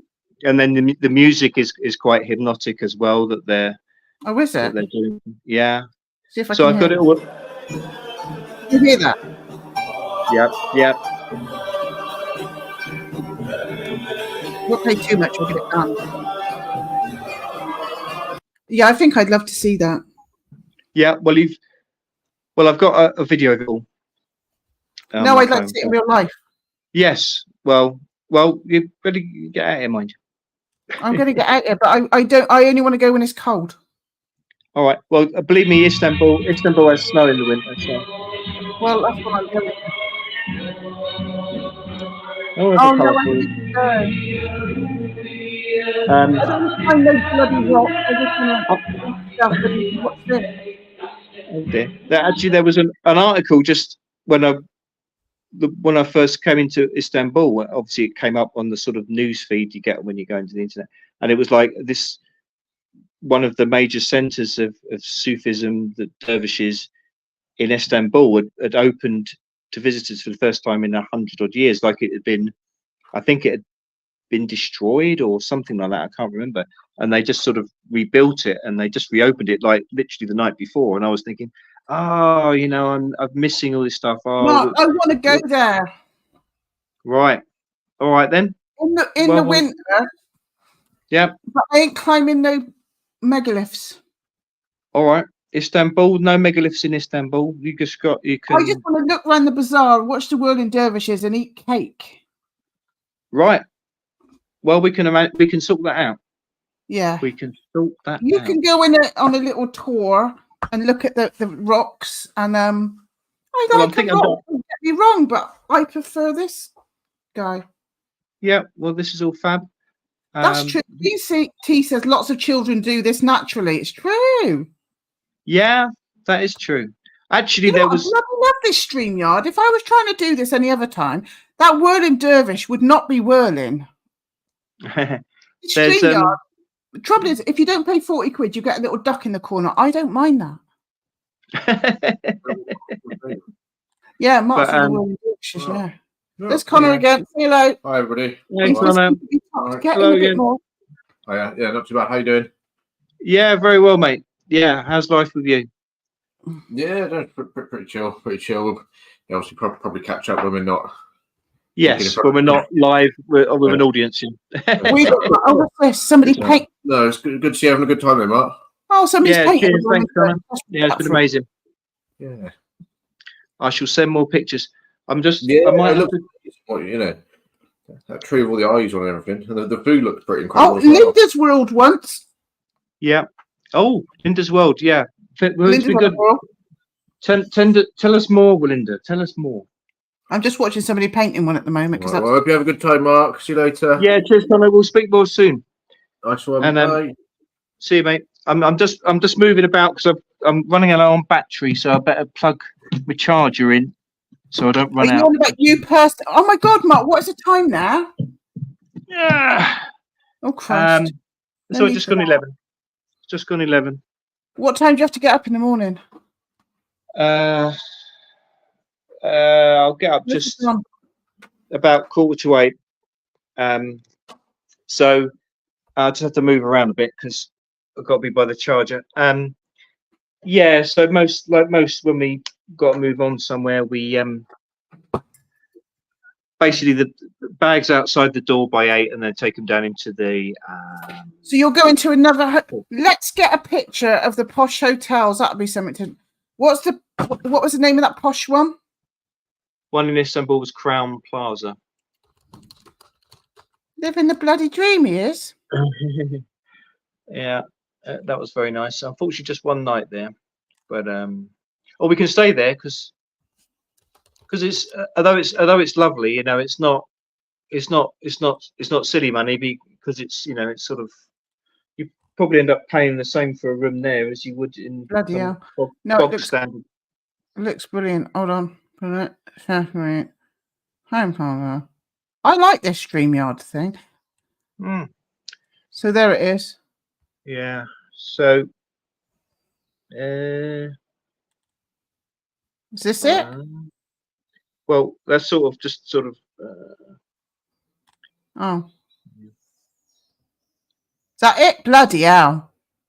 Yeah, I think it is. It looks sort of different colouring. They've changed it, but so yeah, it was something like it was these apartments.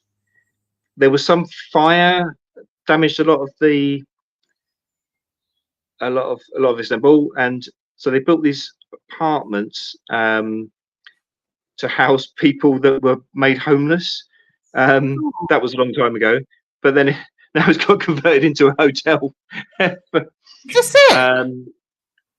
Yeah, they've got a. Well, I didn't go that bit, but they've got a spa thing. So, Mark, we're so it's staying there. all right. Oh, All I right. wanted to give up my job. Yeah, it's all right. Since you've been away, I've taught myself out of working. I've been off because of my back.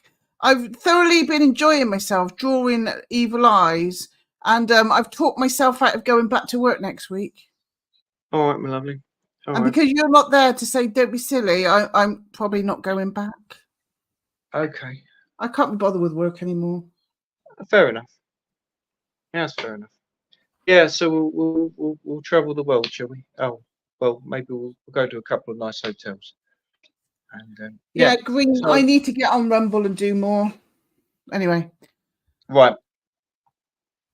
So yeah, so that was probably the nicest. The last hotel was really nice.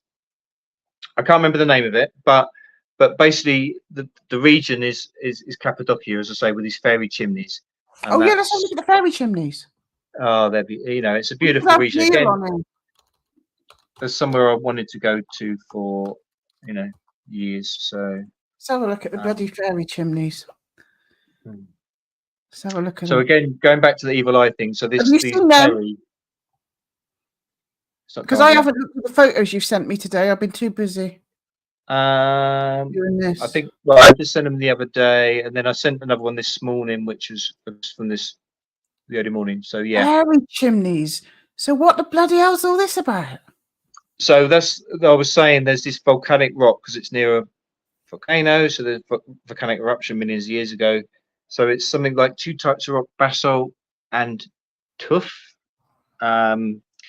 So anyway, basically, I think a harder rock and a softer rock.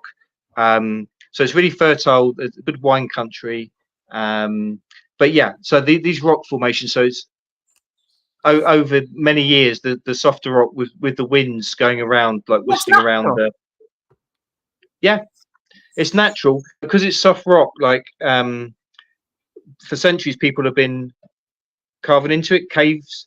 So people lived there, and so now they've made some of them into hotels and no way, and churches, which we visited some, which had images of St. George. Again, I mentioned that in a previous talk. Oh yeah, right. St. George is associated with this region, Cappadocia. So they've made little houses in these chimney things. Yeah, yeah. Right, I need to find a little. Right, hold on. So it's yeah, it's a stunning place. They used it a lot in films and yeah, it's quite a big thing to go ballooning. I didn't do the balloon, but I got up in the morning to video it from our hotel. So there's a very short video of the balloons over Cappadocia. Yeah, Some why people is there on balloons? You want my lovely? Why is there balloons everywhere? It's just become a big thing to do, tourist thing to do. Take the balloons at sunrise. I nearly broke my neck when we went over bloody Silbury Hill.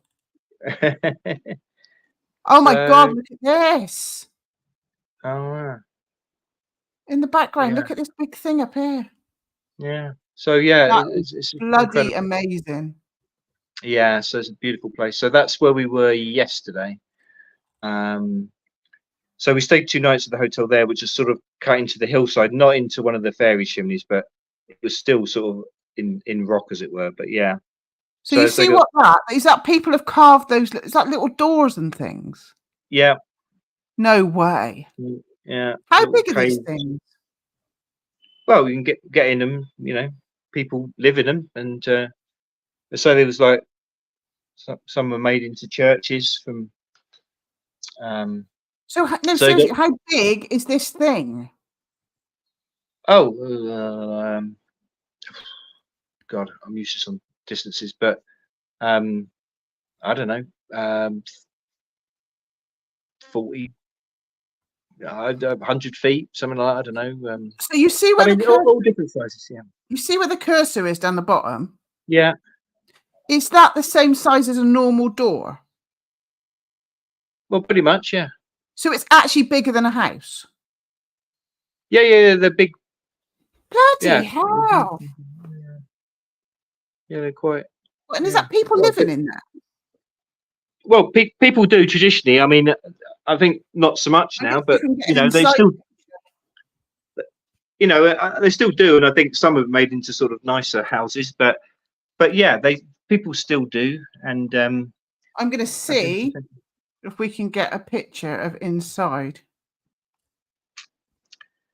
as I say, there's churches, although you're not supposed to take photographs in there, but I've got a few sneaky ones.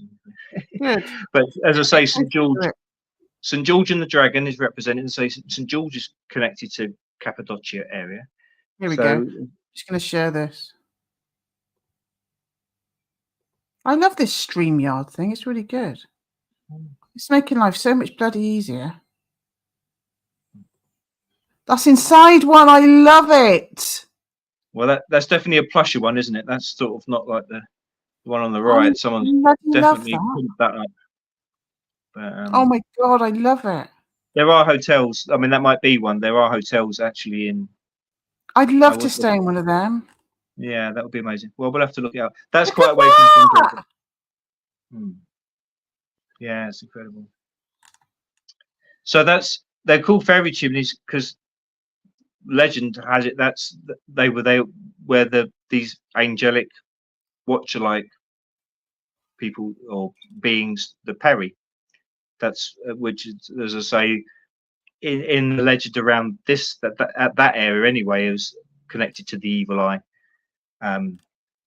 But yeah, so that's where they, in English anyway, they're translated as fairy chimneys. I want to stay in a fairy chimney. All right, lovely. I only knew they existed 3 minutes ago, and now I want to live in it. That's like me when I go anywhere. I go to Cornwall for the weekend. I want to live here. Yeah. I'm going to bloody live here. But it is, yeah, they've used the landscape in a lot of films. And you go to the underground cities as well? Yes, Derinkoyu is the biggest. That's it. Tell people about the underground cities. Yeah, so again, I took too large a video, so I couldn't send it to Liz, but we're going to have a special video just with that when you get back, aren't we? So I did it in one take, about 40 minutes of us walking around. And then WhatsApp only shared 6 minutes. Yeah, yeah. So no, with that one it just said no, not doing it. But yeah, there you go. That's good on the internet. You got so all these tunnels. I mean, it's unbelievable. This is it's, I think in all there's about 12 different levels, but we only went to visitors. You only go down about 4 or 5, I think. And didn't you say 20,000 people used to live under there? Yeah, they reckon 20,000 people used to live under there, plus animals. I mean, it's mind-boggling. And again, it was forgotten about, undiscovered for centuries. Some bloke was extending his house or something, and they came across a bit of tunnel. I was like, oh, what's this then? And then they uncovered all. I mean, but apparently there's 200 of these underground cities around the area, but this is by far the biggest, Derinkoyu. Living underground, and there's 12. What did you say? 20,000, I reckon. Yeah, but didn't you say there was 12 levels or something? Oh, look, look, here's a map of it. Yeah. So this was unbelievable. This was one of the things on Graham Hancock's recent Netflix. What do you call it? I can't remember what he called it. Ancient Apocalypse, I think it was the name of the series. So he was surmising, and Andrew Collins thinks similar, that because they think there was a cataclysm that wiped out this, or almost wiped out this, you know, superior civilization in the sort of around the Ice Age, and then maybe there was a few remnants left that I'm just going to have a imparted little knowledge. stand up. I'm just going to turn my camera off and have a little stand up because my back's aching. Have a little stand up. I'll keep rabbiting. So Hancock and Collins and one or two others are of the opinion that people started living underground. Again, it's this soft rock, so it makes it easier to carve out, but still to go to that level. And then they were saying they believed it was because they were hiding from, terrible climatic environmental conditions on the surface after this cataclysm. So it was, not a nice place to be up top. Maybe they could still go up to get food and come back down again, but they didn't want to live on the surface because maybe they were afraid of another cataclysm, or the environment was really hostile. So the traditional or accepted view is that these were used, like Samurai Guide was saying, that Christians at the time, early Christians, apparently, again, Turkey is, what I was trying to say in one of my talks, that I think I got distracted myself rather than get cut off. But you think of Egypt, and for me, I always thought South America, that's where I wanted to go to see the ancient sites. But Turkey's got so much, and it's so, well, becoming even more apparent with these Göbekli Tepe, etc. So much around origins of things, so old and so many layers of civilization. But yeah, it was like one of the very earliest Christian society, if you like, outside of Palestine, was in this region of Turkey. So, and they was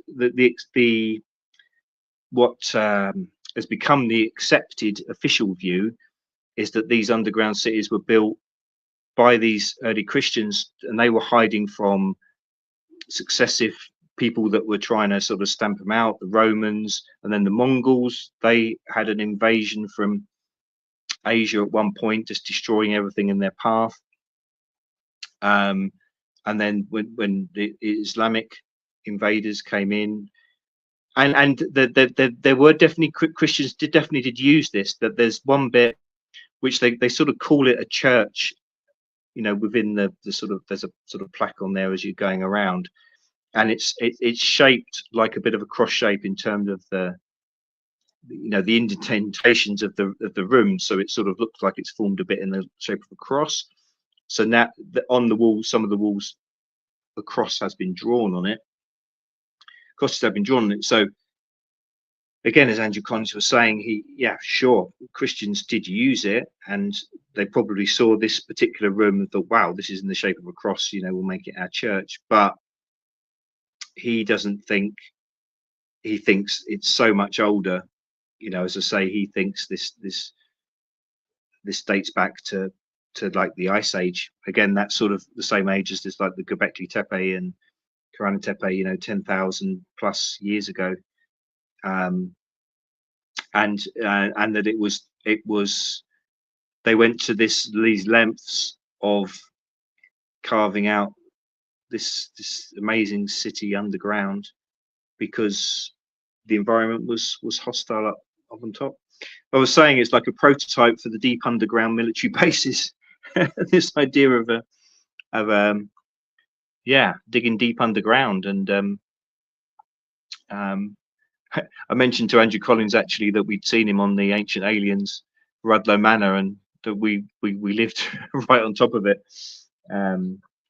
But yeah, it's amazing. Yeah, we've had about 40 odd minutes. There was this one moment as we were coming out, because one part, when you're going down to a couple of the lower levels, it's basically sort of one way. So the guy said, well, it gets a little bit tighter, so if you don't want to go to this part, you can get up through the exit now, but if you go down this bit, then you've got to come back up the same way. So we went down, and then we were coming back up, and then this other tour party starts coming down towards us on this like narrow steps. And there was one, God, even in an ancient site you get an arsehole. I'm not sure if he was some sort of guide or something. He wasn't Turkish, but yeah, he was like, yeah, you know, you need to go back. We're like 40 odd people, and you're only a few. You got to go back. And we're like, no, we can't go back. You know, literally, I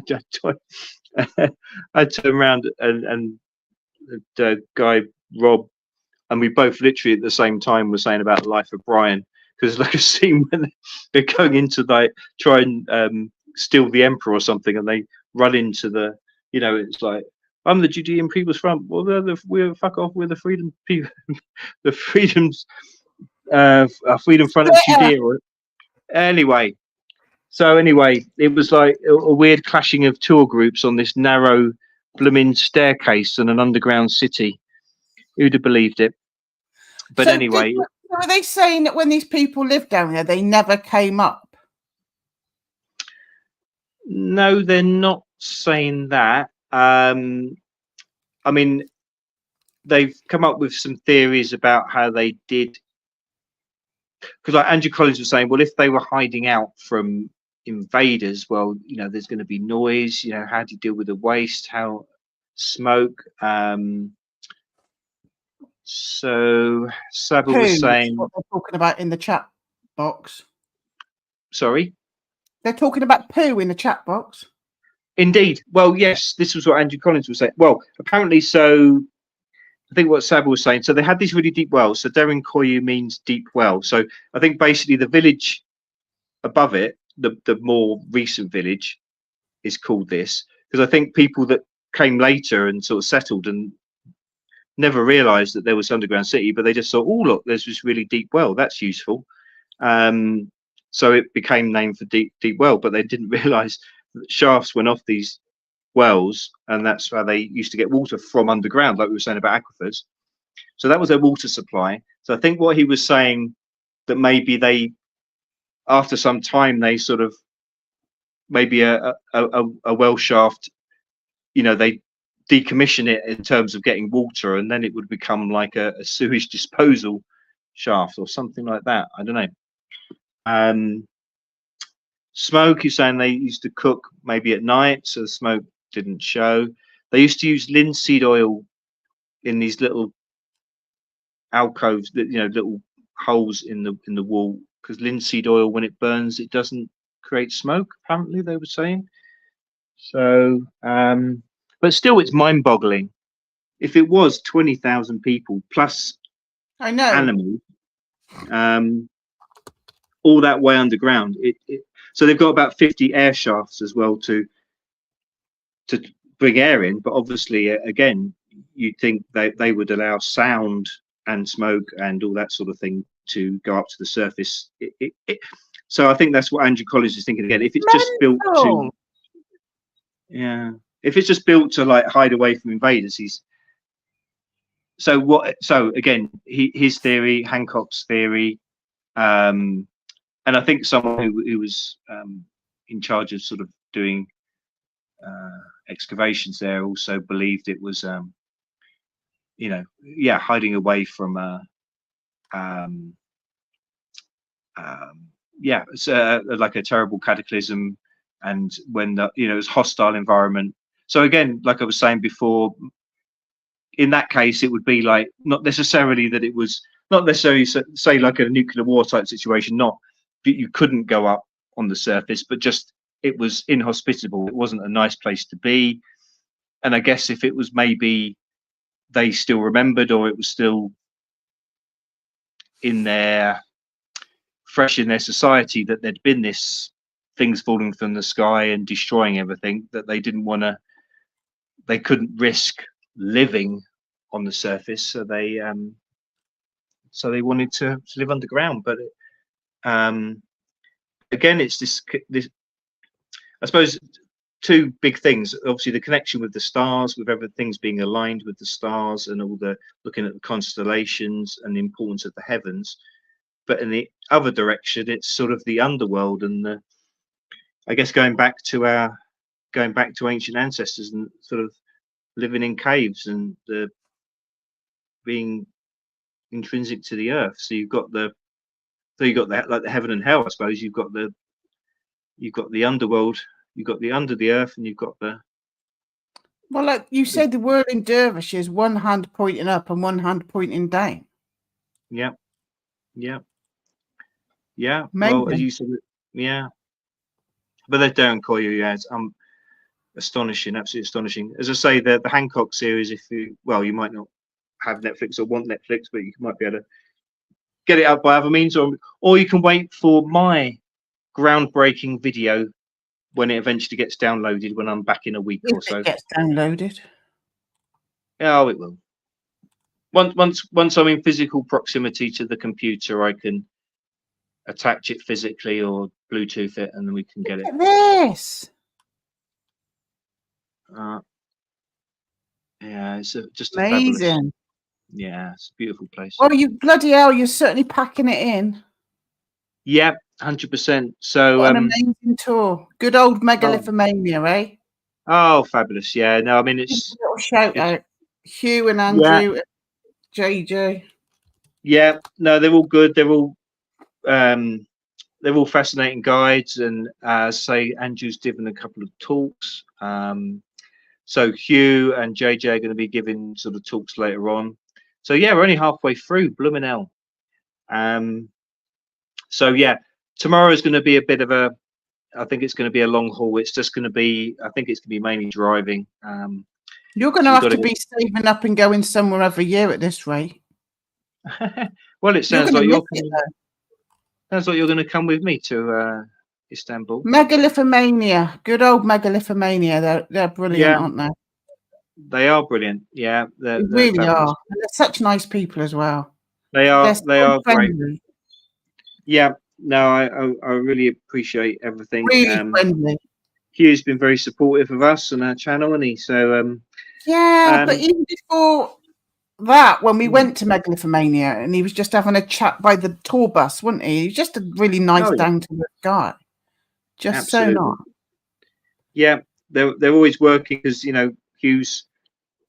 Because when we're doing the hours on the bus, there's Wi-Fi on the coach, thankfully, and but they're down the front, him and JJ and Andrew as well, sometimes as well with their laptops, tapping away, writing things, editing. So yeah, Andrew's got a new book coming out. I think he said in the UK it's coming out in November. I think maybe a slightly earlier in America. I've done it again. I've been looking at Megalithomania without bloody showing it to you.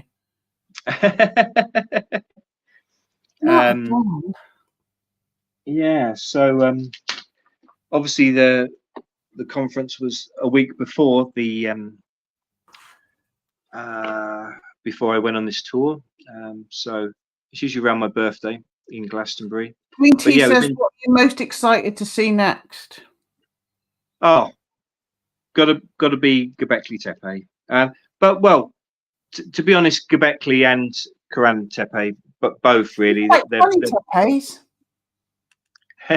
Yeah, so Tepe means hill, I think. So that's but yeah, just Tepe means pot-bellied hill. We did that in the quiz. I thought you're probably going to know more than me by the time we've done your quiz. No, that wasn't a quiz for today. You were in the quiz where we asked that question, Fred. Oh. Who won the quiz tonight then? Give you 3 guesses. DJ? Yeah, but closely on his heels was Gary. Look, there's the Orkney tour. Mark wants to go there as well. Well, yeah, Let's have a look how much that is. Well, I'm planning to do that independently because I figure that's that's in the UK. It's all very close. Why don't you just do it? Because they're closing it down soon, aren't they?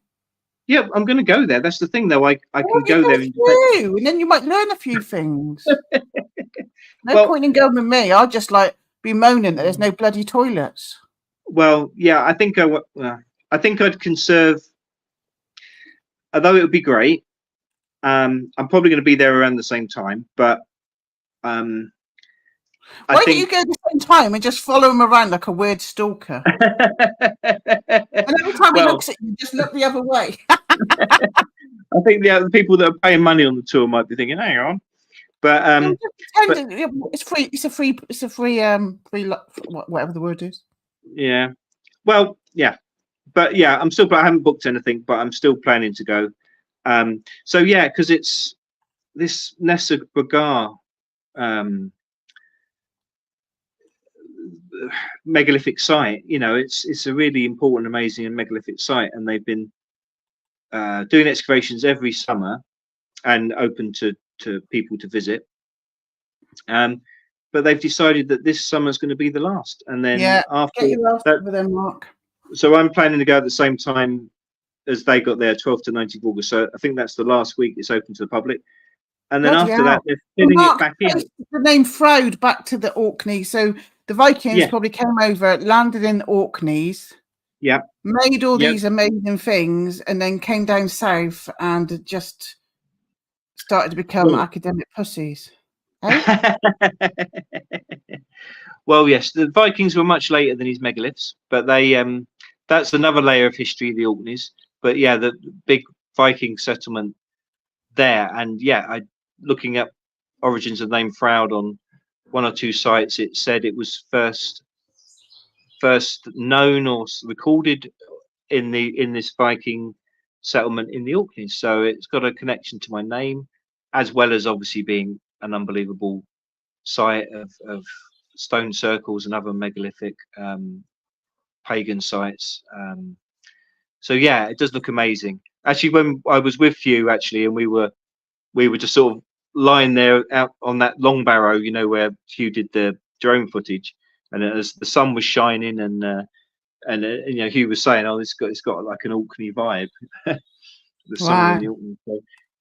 So yeah, so still have it in mind to do that. I sort of thought I couldn't really think much beyond this tour, really, but I've got the week booked off work, so but need to be back by the Friday though, because we're going Hawkwind.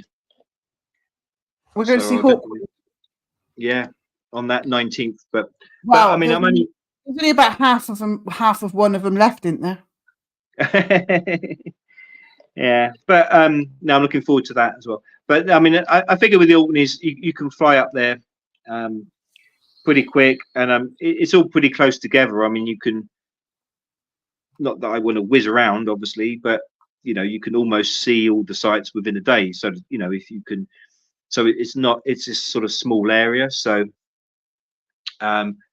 you know, I'd probably maybe just look to have a sort of long weekend there, if you like, almost.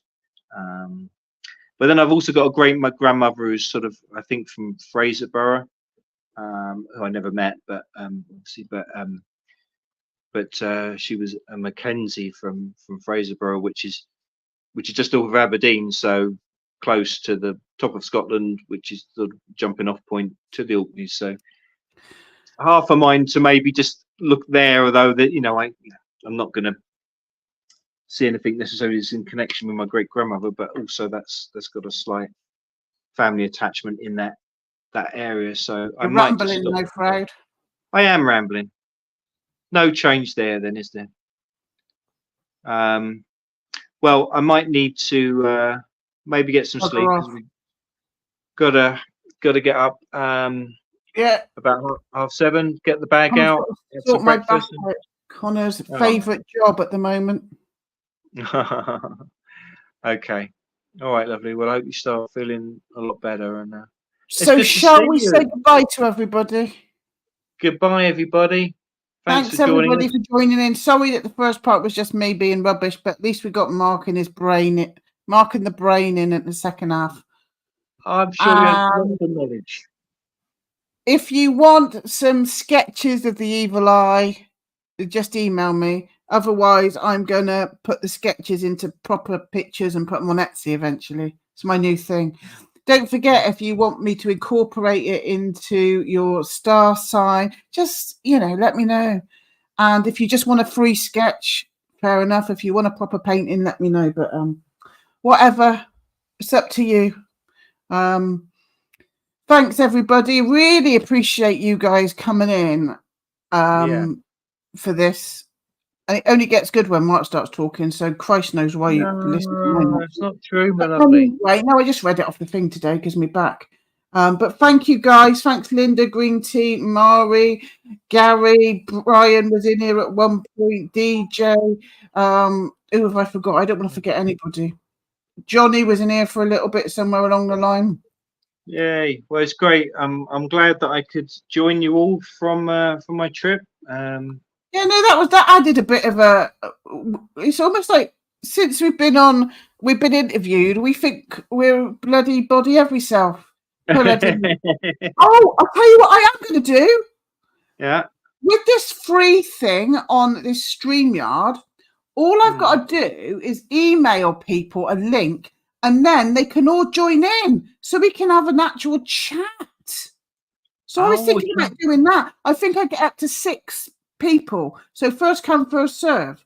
So maybe we'll. If anybody's would anybody be interested in that? So like instead of my little face and Mark's little face, you could have your own little face up there, and we'll have a chat like we used to do back in the day. Oh, Johnny wants an eye. Email me, Johnny, or I forget. Mari says you look swish in a thumbnail on the Paranormal Peep Show. Oh, I don't think she's talking about me. Oh no, you look very swish on there as well, my lovely. I've had so much makeup on. My face was 6 stone heavier. I spent about 3 hours just caking it on, and then it took me 3 hours to fucking wipe it off again. And I look like a bloody ghost. Well, it's appropriate for the Paranormal Peep Show, I suppose. Discord. I've never done Discord, Green Tea. Green Tea said it sounds like it'd be Discord. I don't even know what that means really. But no, Green Tea, send me your address.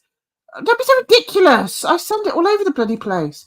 Well, I send it to bloody somebody in Ireland, and I sent it all over the world, my stuff. I send it to Ireland. They say, no, send it back again. So our friend in Ireland still hasn't got a bloody picture from me because an idiot sent it back again. Right. I think they threw the dummy out the pram about Brexit, didn't they, Mark? I think they might have had something to do with it. Anyway, email me, emailingliz@aol.com if you want any freebies art-wise. Otherwise, if you want it a bit nicer, wait until I stick some bits on Etsy. And yeah, maybe we will try that getting us all like little funny little squares on here and having a right old chat. What do you think? It'd be like we met up in real life. Well, it'd be a little bit like a virtual. Do you remember Celebrity Squares? I'm not as old as you. Right. Well, we're celebrities now. Yes, it's true that. Yeah. In squares. They keep talking about Discord. I don't understand what that means. I'm going to have to look into that. Discord is it's another sort of. Discord is a platform started by gamers. Can video chat or one. Oh. Yeah, I did join a group in the early days of lockdown, didn't I? But there was a lot of I had to come. Don't forget, if you're on Facebook, the Crafty Nihilist is now on Facebook, so go and find us. I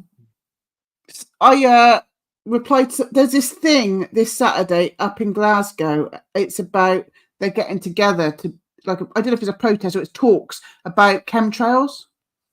Oh.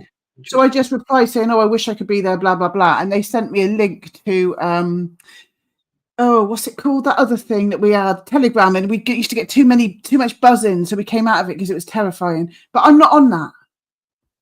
No, I don't do Facebook DJ. I haven't done it for years, but our channel wasn't bloody moving. So I said, right, we're going to bloody make a Facebook page. And we did actually get about 50 people because of that. Because you got to put a bit of effort into it, apparently. So I put a bit of effort into it and I got a few more people. So it's mainly vanity. Well, we want the channel to grow, and we like doing it. And obviously, we're never going to make money out of it or anything like that. But it's not about that. But if it's good if more people can join us, and we you know, we get our stuff out there to more and more people, and That's what it is. That's why I joined that nonsense. Yeah, it's just sort of, you know, you know, I'm often like, you know, I don't want to talk about yourself or things you've done, but at the same time, you know, you need to promote yourself a little bit if you've got something to show people, because, you know, but anyway, it's good. You know, we've met you people on there, which is great, and so let's hope we can bring in some more. So right, I'm going because I need Connor to sort my back out. Yeah, I'm going because I need to go to bed. Love you all. Thanks, everybody. We love you loads. It's going to take me 10 minutes to work out how to turn this off. Oh, no, it says end stream up there. All right. Bye. Love you, babe. Speak to you tomorrow. Bye, everybody. Bye. Bye.